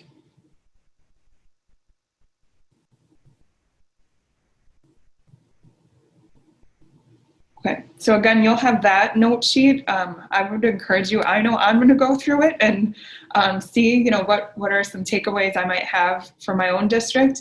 There are a lot of good ideas in there. So just that whole re-envisioning and collaborating with each other. So I'm gonna jump ahead actually to the resource slide real quick, and then I'm gonna pop back to the thank you. So a couple just resources, that SEL roadmap I mentioned from Castle, I did link in for you if you're interested in what that looks like. These are all hyperlinks. The definition I pulled on intersectionality actually came from the book Care Work, Dreaming Disability Justice. So the author here writes about her own experience as a person with disabilities, and also as a person of color and a person who identifies as queer. And so what's interesting about her book, she has different essays from different folks with disabilities and their perspective on what they need. And so what I appreciated about the book was actually hearing from the folks who have disabilities and what they would want, from others around them for support. So I think so often in our profession, we have ideas of what we think people need, but we don't necessarily ask the people themselves. And so that's what I appreciated so much as I looked through the notes with that whole student voice piece. I know for us in our district, that's been so valuable, just having their voice, and the kids can tell you what works and what doesn't. And we surveyed families also. They also are very clear about what works and what doesn't. And so just really centering family and student voice with the planning has been key. We certainly, have a long road to go in our district too, as far as creating equity. But I think gathering experience, student and family experience and voice has been really important. The other article I linked in was one called "Some Students Should Go to School, Most Should Stay Home." So again, it talks a lot about which students should we target to make sure we're having in person, from students who we know, aren't accessing virtual learning, students who rely on school being a safe place. So some of our students who maybe come from abusive homes that need a safe space during the day, and students who have limited food resources. Sorry, I just was seeing the chat. Okay, so I can share the slides before I'm done here. That way you can have access to the links. And then the last article was where I pulled the student voice from. So what students are saying about living through the pandemic. Okay, so now I'm gonna just pop back to this other slide. So again, so much of what's going on now also requires us to really take care of ourselves and take care of each other. So in addition to giving students time to process and talk about their feelings, experiences, we need to do that for staff too. And I'll speak again, not to throw my own district under the bus, but we don't do that a lot. We don't provide a lot of opportunities for staff to really, share how they're feeling, not in a formal sense. I think we do it a lot informally, those quick check-ins. But a lot of meetings in education tend to be pretty business oriented. And so really just being cognizant of making that time and space for staff to process what's going on is also important. So taking care of yourself, taking care of your others, and then just a reminder that really WCASS is here to be your network. If you need something, if you need a resource, if you want to connect with another district that's part of WCASS, these are, we're here for those reasons. And then I will leave you with the quote that, don't you know yet? It is your light that lights the world. So even though, it might be overwhelming, you might be highly stressed, doing triage with the emails and meetings, just know that what you're doing does make a difference, and that you are appreciated. So with that, I'll close out. I'll get you a copy of the slides in the chat. And I just want to say thank you and appreciate your time. And hopefully you found at least some of this valuable, hopefully the whole thing, but if not, at least some. Assessing students both in their homes with parents as primary support people, we will talk about that quite a bit, as well as in brick and mortar schools. So tele-assessment isn't new to presence learning, even though it might feel kind of new to all of you.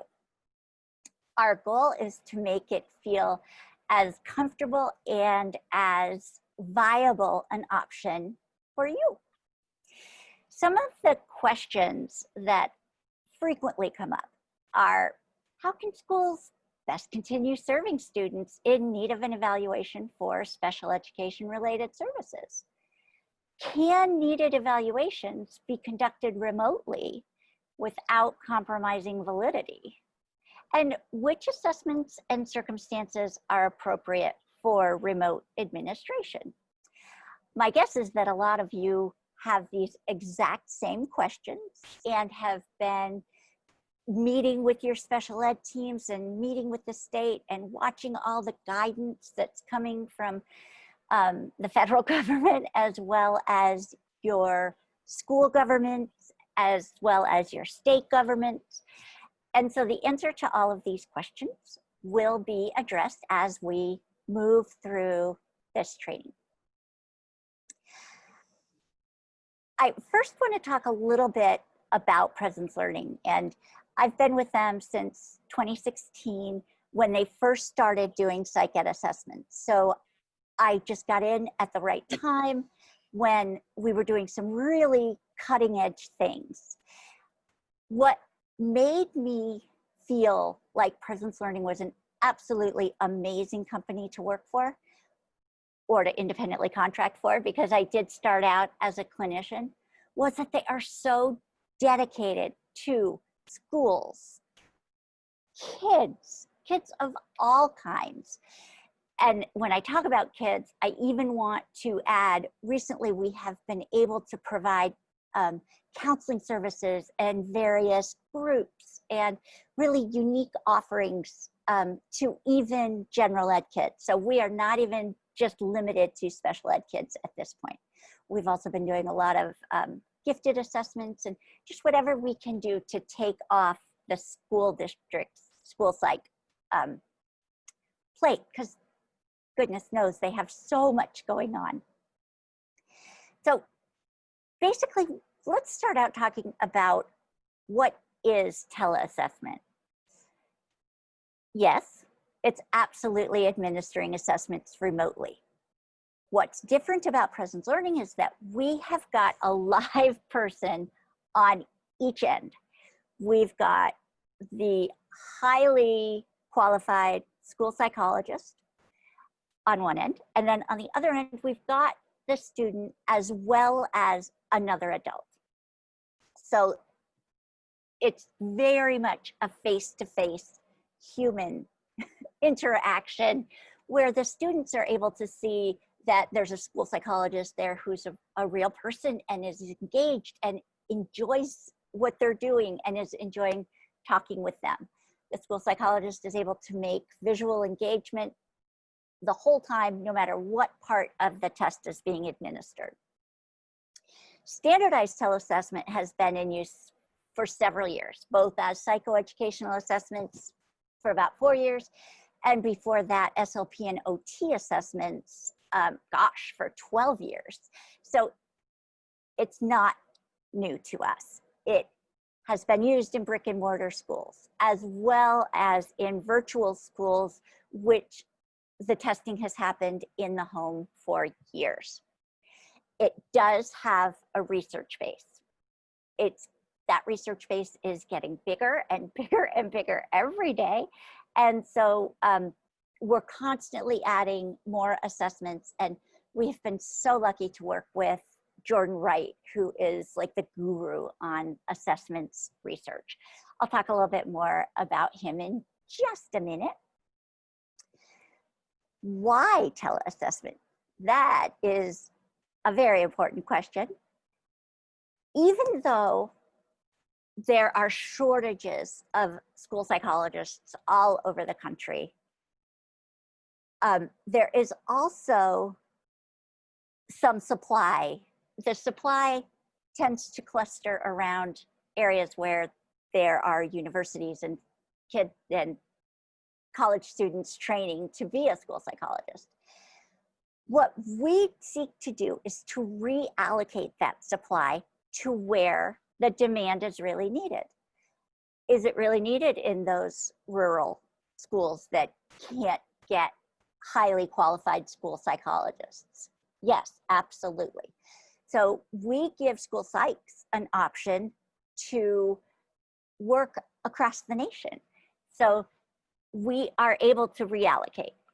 It also gives school districts who have a hard time finding those specialists. Maybe the district really needs somebody who specializes in trauma or autism, any kind of specialist that a district might not be able to find because those specialists are rare and there's not a lot of them. So the chances of one living within 30 minutes of a rural district could be kind of slim. So what we do is we independently contract with the specialists, and then we send them where they're needed, like bilingual school psychologists.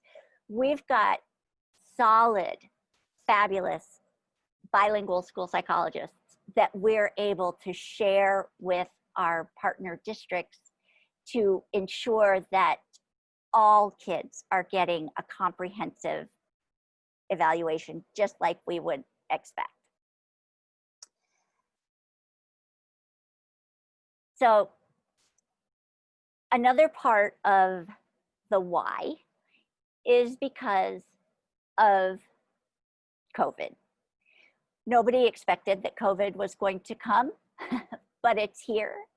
And now we've got to figure out solutions for schools that are bringing kids into school, for schools that are using a hybrid model where maybe the kids might be coming to school certain days or staying home the whole time. A lot of schools are giving the families those choices. So meeting these needs really needs to look different than it has in the past. The remoteness of the assessment is not a removal of the professional judgment of a trained professional. The research that is a part of all of this that we'll talk about more is referenced in a slide at the end. So if you're interested in looking at any of that research, we will point you in the right direction so that you know where to find it. So the tele-assessment landscape is, oh my goodness, there we go. It is not foolproof. You have to know what kinds of things to consider. Every assessment that's offered remotely is just like every other assessment delivered on the ground. Assessments are imperfect. They are just proxies for the actual skills of the student. If we could do all of our assessments by watching kids play, by watching kids interact, that would be great. But needing a standardized assessment is just something that we've always had to do. So it's not for every therapist, every school psychologist. Some people might not enjoy it, and it's not for every child. It is not a universal replacement for in-person assessment. We need to do it competently and with confidence, and we need to consider all factors. These might not be factors that you've ever considered when you thought about psychoeducational assessment and testing your kids and reevaluating them and those kinds of things, but it absolutely is something that we're having to think about now. What we need to do is to mitigate variables to increase the confidence interval. And that's what we want to arm you with today. There will never be a world where 100% of the kids are appropriate for tele-assessment. Each child and their needs is individual, but it can absolutely be done competently and with confidence when we consider all the factors. We know so much goes into creating and ensuring standardization to the best extent possible. We know what you're trying to account for is the difference between a trained professional and everybody else. More work needs to be done, of course. More research is needed on more assessments so that we can offer an even more comprehensive assessment through online remote assessment. But right now there is enough to be able to add to the data that you're getting from the other sources in your school.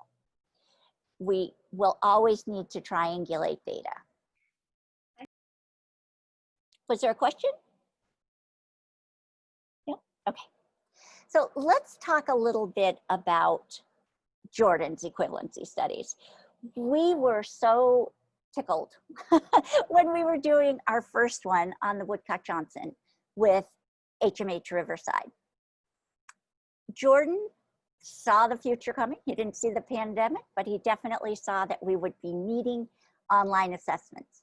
So he went to HMH Riverside and said, do you all currently work with an online platform that would be robust enough to offer psychoeducational assessments?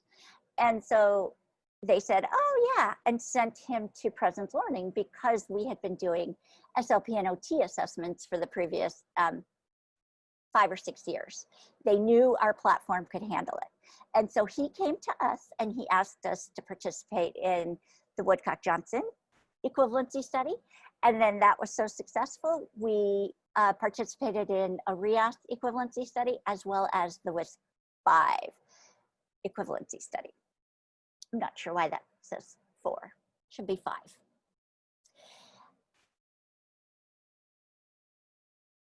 He really wanted to be able to provide resources in his town. He lived in New York City. And so he wasn't experiencing the shortages that more rural areas find, but he was experiencing the under-resourced. A lot of the school psychologists he was seeing had just insane ratios of school psychs to students. And so there was no way that that resourcing could meet all of the needs of the kids in New York City. And he figured, okay, if that's what's happening in New York City, it's got to be happening in other places too. And then all of the news came out about the significant shortages. So we felt very lucky to be invited to participate with this absolute guru of psychoeducational assessments. Equivalency studies are really kind of hard to create, hard to control. It took a lot of time and energy and research for him to figure out how we could determine equivalency, because it's not as simple as just testing a student online and testing another student in person. We needed to figure out what the baseline was for everybody. And so in Jordan's research, he always includes that normed assessment that is given to every student in person so that we can get a good feel for what that student's strengths and needs and abilities are before we ever even try to do the equivalency study, to test them online using a different test. What has been so exciting, even though the research is young and sparse, what we have been able to research is providing excellent results. We are finding that the online administrations are equivalent to the on-the-ground administrations. The effects of that altered administration, there's no doubt it is definitely an altered administration when it is put into our platform because it's not got all of the pieces exactly that we would use online. We have, though, been able to embed all of the stimuli so that it looks exactly like it does on the easel. So we don't have anybody holding up easel books. The primary support person, the adult on the other side with the child, doesn't need to have any clinical training or any technical training. They are just usually a kind individual who enjoys children, and they receive a lot of on-the-ground training and also modules through Presence Learning. But what we have found is that the effects of altered administration, having it be online, having the parent act as the primary support person, having everything be on the computer, nothing in front of the student except the document camera, which we'll talk more about that as well. Effects of all of those things are typically smaller than the standard error of measurement, which for people who live by that standardization and validity and the statistics and the data, that sentence alone is very reassuring to administrators, to special ed providers, and to families. So if everything is done mindfully and carefully, results do approximate those results of traditional in-person assessments. As long as you are keeping these important considerations in mind. The proctor. That is also someone that I have been referring to as the primary support person, and is someone that we could use as a parent in the home for home-based administrations. The proctor, guidance. We train them in what to say, what to do, so that they are feeling comfortable when it comes time for them to help the school psychologist administer a cognitive test, an achievement test, a processing test. Once the proctor knows what to do, and there's a relationship developed between that person and the provider, and the provider has brought the proctor into a situation so that they could talk and get to know each other, because developing that relationship with the primary support person is key to having this all go so smoothly, because you need to be able to work together. You need to be able to trust that the adult on the other side is going to do what they need to do, that they're not going to be too coaching or too mentoring, and that they are not going to interfere with the assessment of the student. They are going to need to make sure technology is talking to each other, that the document camera for the written concern, for the written assessments is working, and that the school psychologist can see it. But other than that, especially when we are assessing students in their home, there are usually other siblings. And so the proctor and the school psychologist can decide where exactly that proctor should be. If everything's working, the child is able to be independent, the proctor doesn't even have to be in the same room. They can be anywhere throughout the house, maybe giving a snack to the other kids, or playing a game with the other kids, keeping the environment as quiet and manageable as possible. We'll talk more about the environment down the road a bit. But what we do is exchange cell phone numbers with that proctor, just in case the student isn't exactly sure where they are and you as the school psychologist needs them. The most significant times that we would need them is to make sure that the student is on the right page of the response booklet, and to make sure that technology is all working together. So if I need somebody, or if I need that parent, I'll just send them a quick text and say, can you come on down and get in front of the camera so we can talk for a few minutes?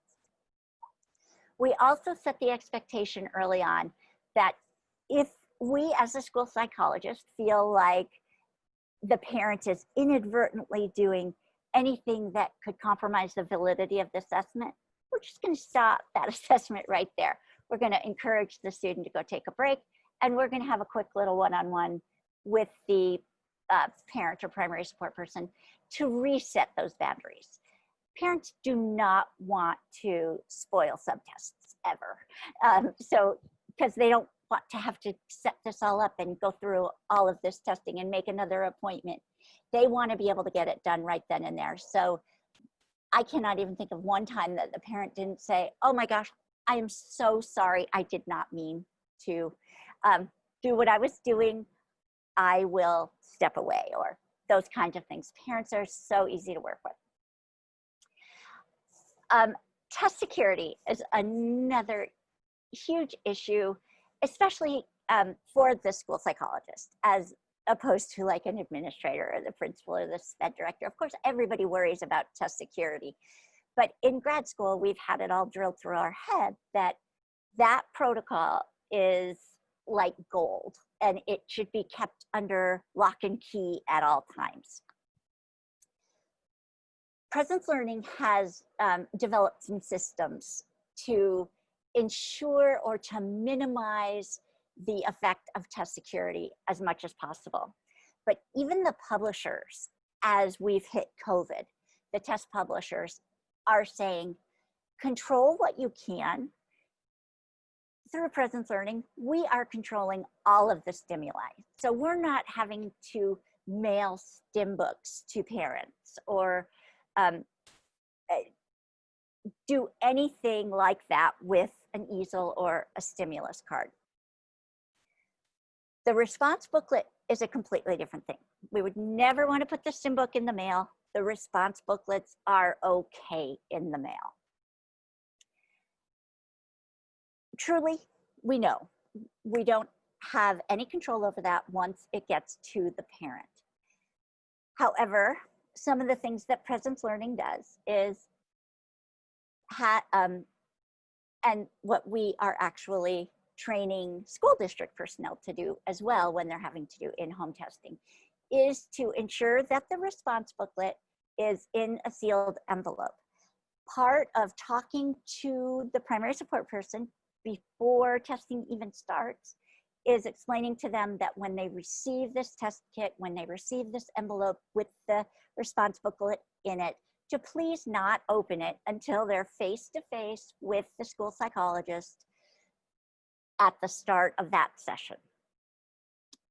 Of course, we're not gonna know always if they really did, unseal it there.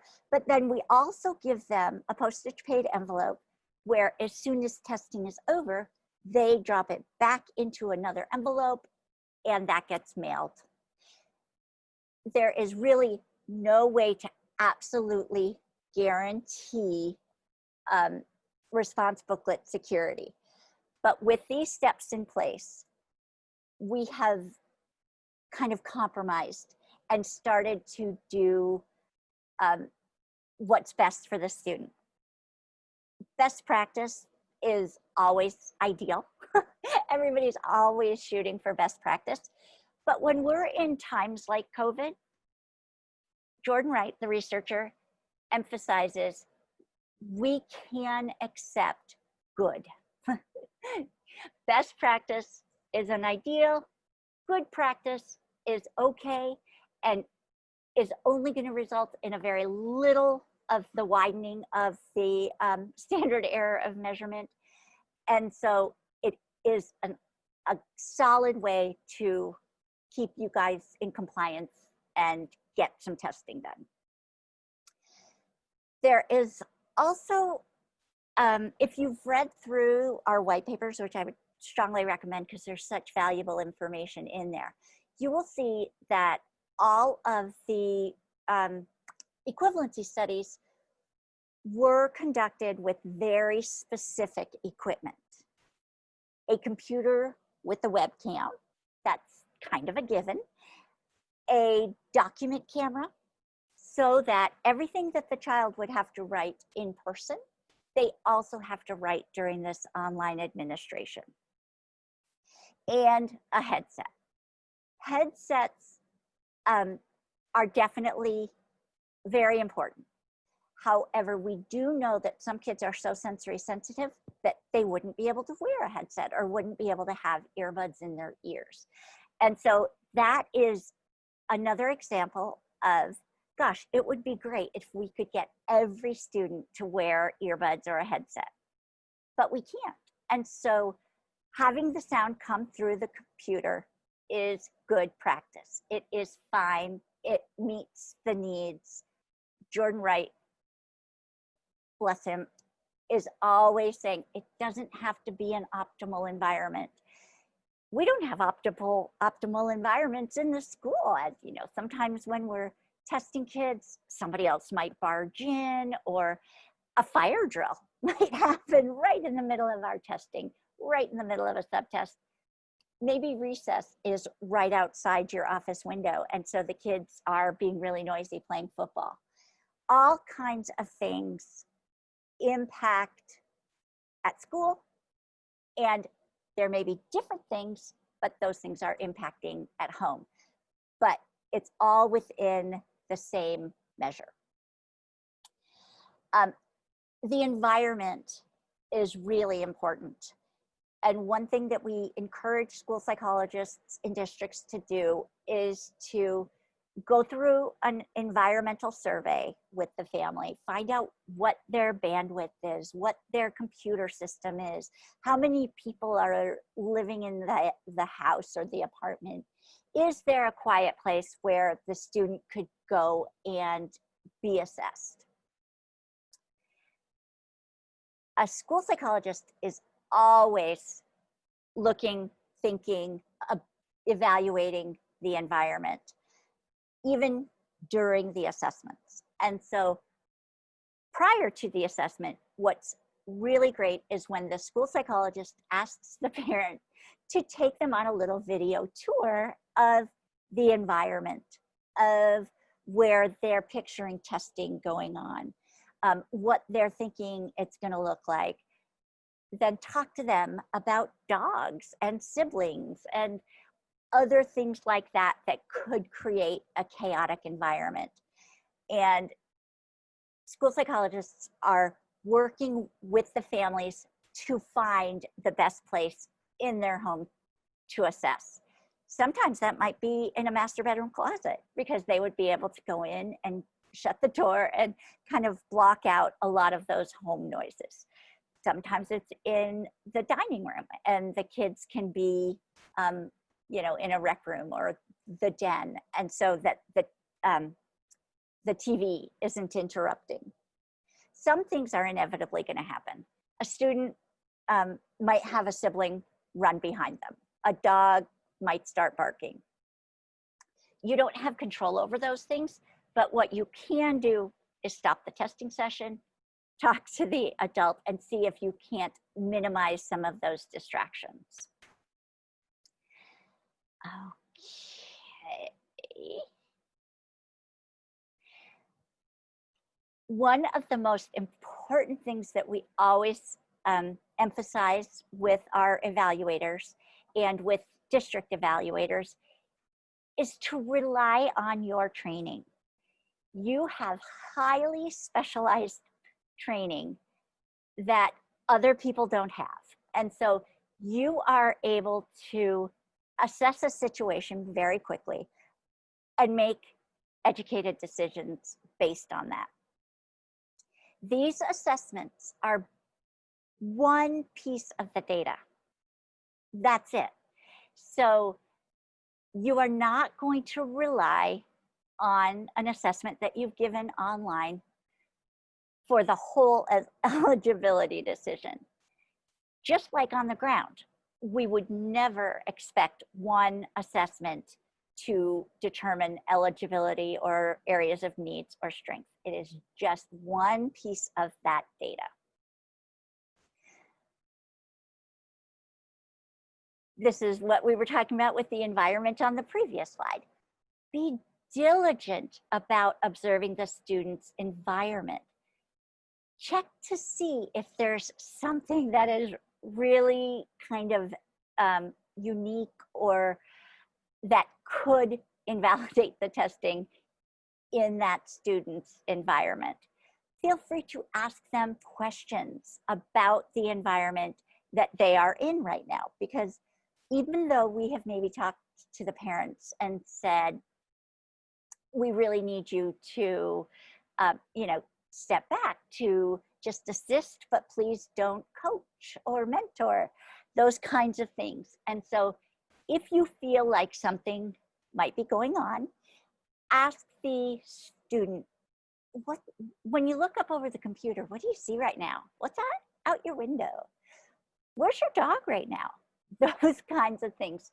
Be constantly observing and also asking questions if you're feeling like something is askew. Before you start your testing, you can ask the student to take a little walk around their testing environment, whether it's in their bedroom or whether it's in the dining room or wherever it might be. Ask the student to just take you on a little walk with the computer so that you can see what's around them. And here is also where we talk about nothing being able to replace the triangulation of that data and your professional judgment to support the validity of any assessment, whether it's in person or remote. We don't want you selecting an assessment just because it has an online version. Just because it has an online version and would make the testing so much easier right now, that test might not be appropriate for that student for some reason. If you decide that, then start thinking a little bit about replacement or alternate tests that might be able to measure the same thing that would be more appropriate for the student you're talking about. Talk about it with your teams. Talk about it with other school psych professionals. You really want to be sure that the test that you're offering is appropriate for what you are assessing for in that student, what that student's needs are, and what that student's abilities are. So nothing is going to take away or replace the need for you to rely on your professional judgment. At all. Okay. So I want to show you what it looks like when this is from a school point of view, but it could just as easily be the parents. You see the computer that has a camera in it, and this is the student. This is the document camera. So anything that the student would write during the on-the-ground administration, they have to write during this administration. So administrators, principals really need to think about the dot camera piece, because the child has to write everything under the document camera so that the school psychologist can see both what the child is writing and their beautiful faces, the students' beautiful faces. And so you can see right here, one of these boxes is the school psychologist, another box is the student. You're always maintaining that visual engagement while also watching what they're writing. And then this is the primary support person over here. Oh, I'm sorry. This is the student. The school psychologist and the student are both here. But this is the primary support person. This picture is just one way that it can be set up. We do not need primary support persons or parents to be that close to the student. Once again, we were looking to create a picture of the ideal, but the ideal for each individual student is going to look different. So perhaps this person should be over, sitting in a chair over here, or can be just outside the room, a text away. Okay, and then also, this is the test booklet. So we're not mailing STEM books home, but we are mailing response booklets home. And that allows us to ensure, A, that the student is actually doing the writing, that there's not another sibling in there who's just kind of putting his hand in there, or the mom's not trying to do it herself. And we can see how they're feeling. So we can make note of all of those nonverbal nuances, just like we would if we were in person. This is how the document camera works. So it's a gooseneck, and so you're able to adjust it for, let's say the student is a really light writer, for example, and you're not able to see everything that the student is writing, which is preventing you from being able to make your own clinical judgments and decide when to stop and start the test. We never want to put the adult in the room in that position where they're having to make any kinds of clinical judgments. So if the student is a really light writer, I would just ask them to zoom in a little bit closer, because the document camera is plugged into their computer. They have full control over it. If the student isn't able to be independent for that kind of thing, you might want to have the parent in the room whenever you are using the document camera so that they can zoom in and out as necessary. Another way that we're able to use the document camera, and which is why we require it to be like a gooseneck or like this jointed one that's in the picture now, is to point the camera toward the screen of the child's laptop. If for some reason the student isn't able to use a mouse or a trackpad or anything else like that, then we can point the document camera to the screen and we can watch what the child is pointing to. So once again, the adult in the room doesn't have to determine if the student is pointing to the right thing. There is a big finger in the platform, which if the child does have motor skills and is able to use the mouse, they can use that big hand to point to the pictures on the screen. But if they aren't able to use that, we can use the document camera to gather the same kinds of information. What is really important for the school psychologist to make note of in their report is anything that takes that testing away from the standardized environment. So because a school psychologist is even using a document camera and a camera to do the assessment, they're going to need to include a statement that says that in their report.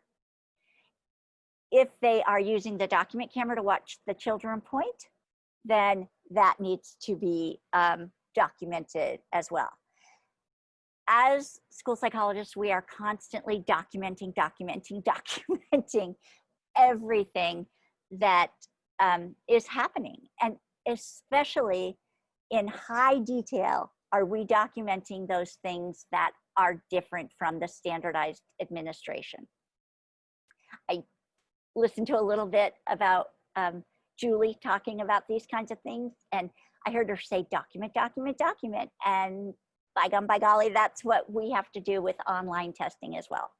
We have to do it with on-the-ground testing as well, but it is especially important because we have deviated from the standardization. That doesn't mean it's invalid. That doesn't mean you can't use that data. As said earlier, that standard error of measurement is the same for the kinds of obstacles that you'd be presented with at home as you are at school. So it isn't invalidating the test. It's not changing the standardization. And that's another decision that you have to make is it widening that confidence interval a little bit too much for your comfort based on what you had to do to make this child successful? If you say it is, then just use that testing information as data. If you feel like it is an approximation, it's an adequate proxy for what that student would be doing, then use the scores. They are valid, important scores. And again, that's all based on the school psychologist's professional judgment. Okay. Some of the most most frequent questions that schools ask when either they are looking to lease our platform or purchase our services is, do we have to use the document camera? Ideally, yes. Even for a good administration, probably. Jordan is the first to say that he does not use document cameras in his private practice when he's testing. And what's interesting is he actually has done so much more testing using on the ground that he feels comfortable altering that standardization now that COVID has hit and he is having to test in the kids' homes. So the equivalency studies were all completed using document cameras for every piece of what the student had to write. Given that we are in COVID, that the whole world has turned upside down and nobody's quite sure what to do, if you can't find a way to make the document camera work, by getting them to the families' homes, just document that you did not use document cameras in the report. Most school districts are really, though, thinking outside of the box. I know that's such a dated term, but it just fits in how to get the document cameras and the protocols and those kinds of things, the response booklets. Sometimes families need a computer, sometimes they need a hotspot. How to get those things to the children's homes because they want to give as standardized, as close to best practice as they can.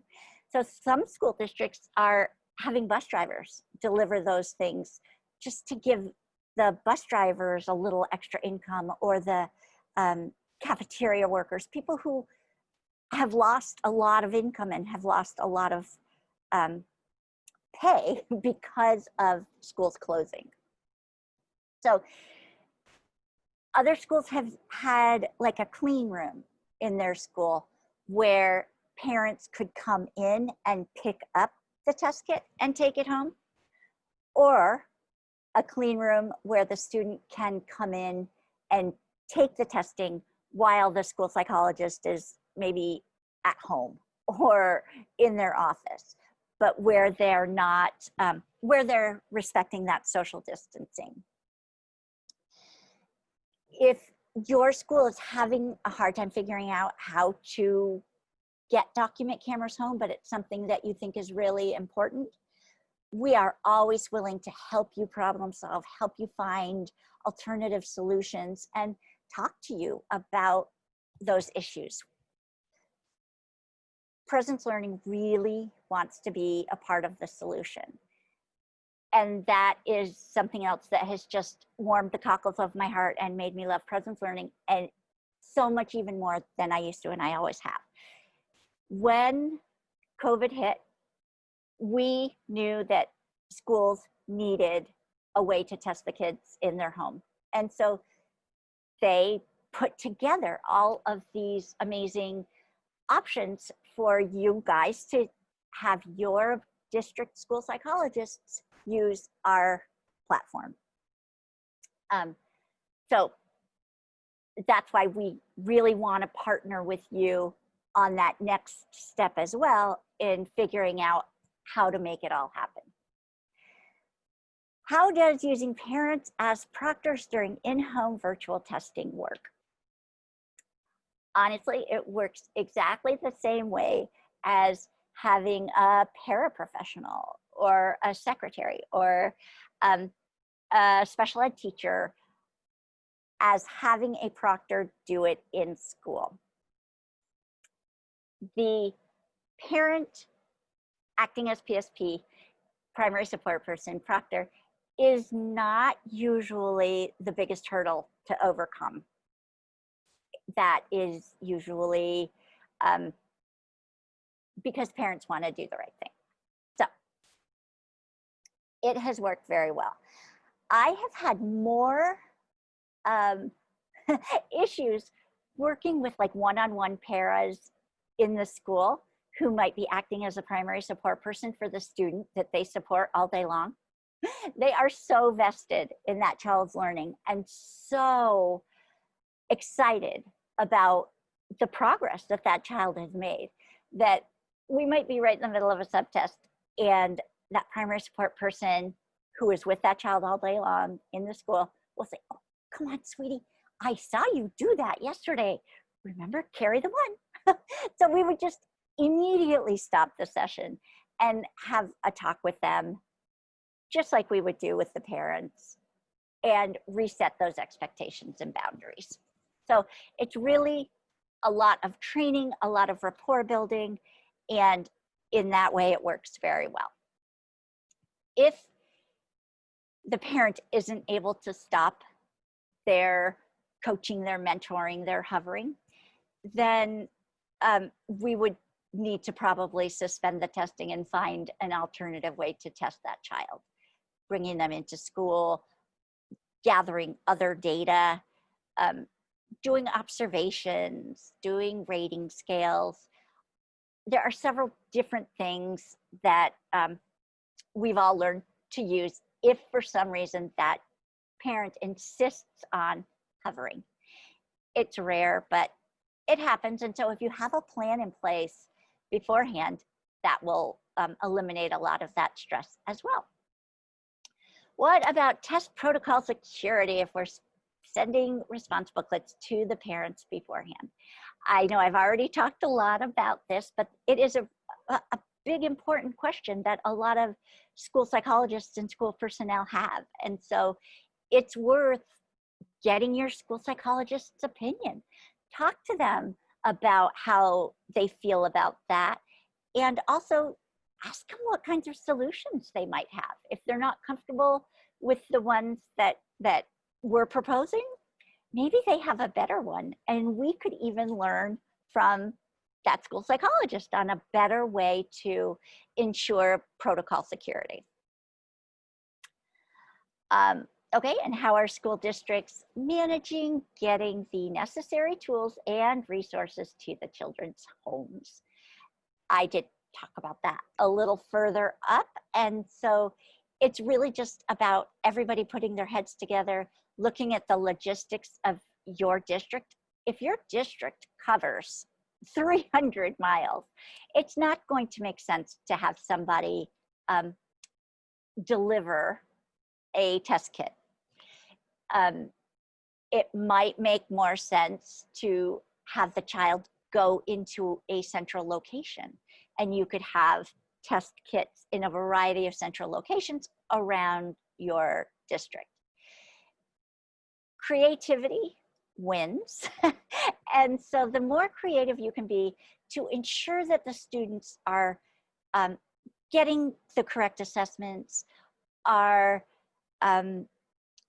getting their needs met, are able to relax and give as strong a performance as they possibly could, then you're doing great, and you can count on that assessment being valid and reliable.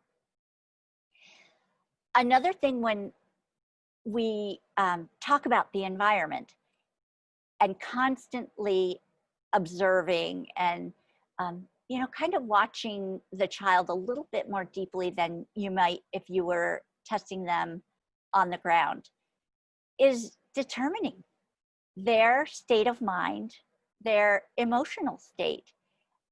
Are they having a hard time focusing on the assessment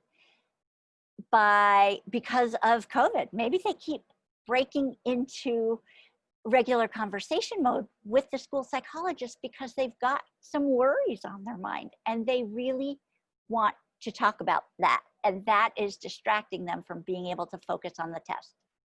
The school psychologist is going to want to talk to the student and say, gosh, you seem kind of stressed. Do you want to talk a little bit about what you're thinking or what you're feeling, or whatever verbiage is appropriate for that particular age group? And engage in helping that student feel more confident and secure. If they are near tears through the whole situation because they're under so much stress or they're so worried, it's not going to work really well to assess that student in that way at this time. That goes along with is virtual testing appropriate for every student? No. Is it appropriate for every school psychologist? No. If the school psychologist has a real block and feels like this could never be valid, I would never feel comfortable for it or doing it, then a district, really wouldn't want, I don't even think they could force that school psychologist to do online testing. And so then you would just problem solve with that school psychologist and say, okay, what are you comfortable with?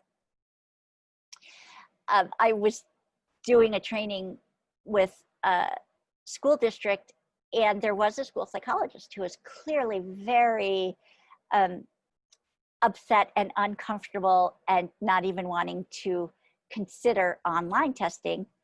And so somebody else in that training said, well, what about doing it in the school? And she said, I'm not going anywhere near my school during COVID-19.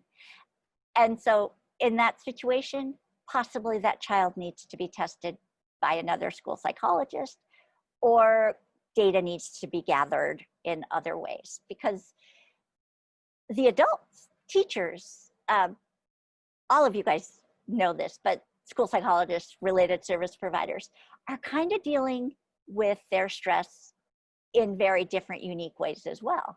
And we're seeing teachers resign because they're being asked to go into the classroom. So it's just a really uncertain and kind of scary time.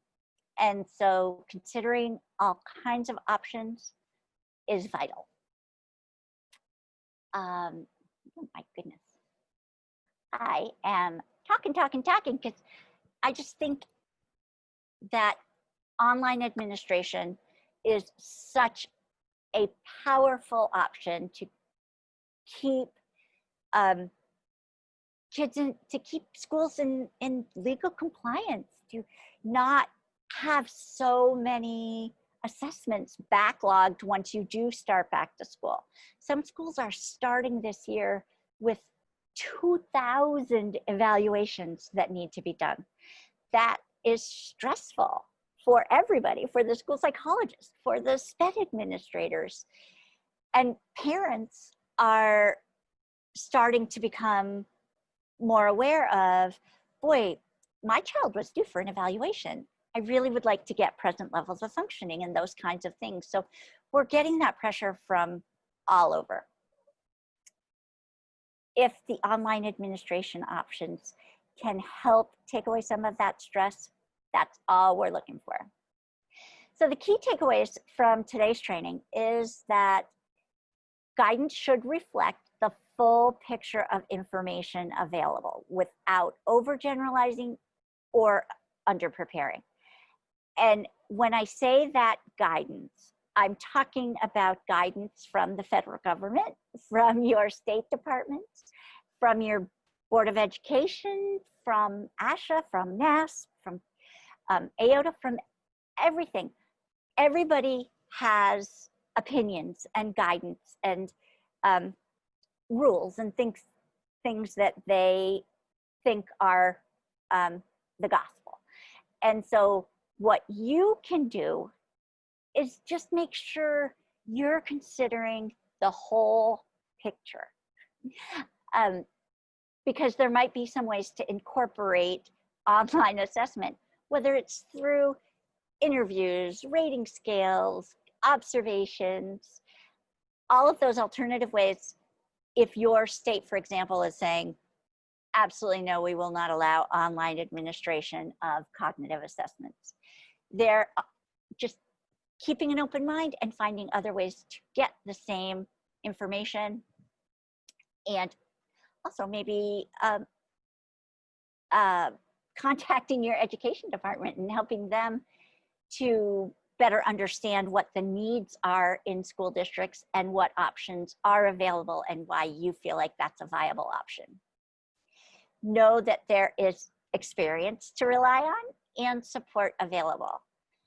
Presence Learning has been doing it for a very long time, and we are able to provide so many different layers of scaffolding, of support to your staff, to your on-the-ground staff, as well as providing highly qualified school psychologists as independent contractors to do, just to help you get caught up on some of that backlog. We have independent contractors available to jump in and help. And remember, any training that your school sites are getting, whether it's from other test publishers, whether it's from us, whether it's from other online companies, the training that your providers are receiving should be rooted in research and best practice. When we say settling for good practice is okay right now, that doesn't mean that you shouldn't be trained in what the best practice is, so that you know exactly how your best practice and your good practice are differing, so that you can document it in your reports. Okay, well, hopefully I have some minutes for question and answers. Were there any questions or answers that came up in the chat or that you all have that maybe I could help answer? So I don't see any questions in the chat yet, but if you have questions, either unmute yourself or take a minute to type those in. Thank you so much, Lisa, for your presentation today. I appreciate that Presence Learning is out there and able to help support if needed during this time. It is a crazy time, so well, yes, it's always good. It's good to know that there are people that have been providing online assessments for some time and that you're willing to share your expertise and your support. I'm not seeing questions in the chat yet. Anyone else? Sue, if we could just take a moment, we've got, I think, pretty much everyone that's going to fill out the form for the drawing has done so. So I went ahead and did a random drawing here, and I'd like to announce the winner. Danny Scott from Wisconsin Rapids is our winner today. Now, and I believe that we have her contact information so that we can go ahead and send that Amazon gift card her way. So thank you again for your time, everyone. Really love being able to support you and WCASS. And Gary, thank you so much for facilitating this. Thank you, Casey. And thank you, Lisa. It was helpful to get that information for our people that are trying to get all their assessments done. So yeah. Thank you. Everybody who's on the line yet, you'll be getting another registration for tomorrow's events. Lisa or Diane will be sending that out shortly. So you need to have that to log in tomorrow. And we'll carry on tomorrow. And for the team that's been behind the scenes, we're going to be meeting. We could meet actually a little bit sooner than 4:30 if you wish. So why don't we set it at, if we could do it at 4 o'clock, since we're ending a little bit early, that would be good. So I'll send a new Zoom for 4 o'clock start time. Thank you, everybody. Thanks, bye. Bye-bye. All right, thank you again, everyone. Again, the link's on the last slide there. Anything else, Gary? Nope, that should do it. Okay, thank you.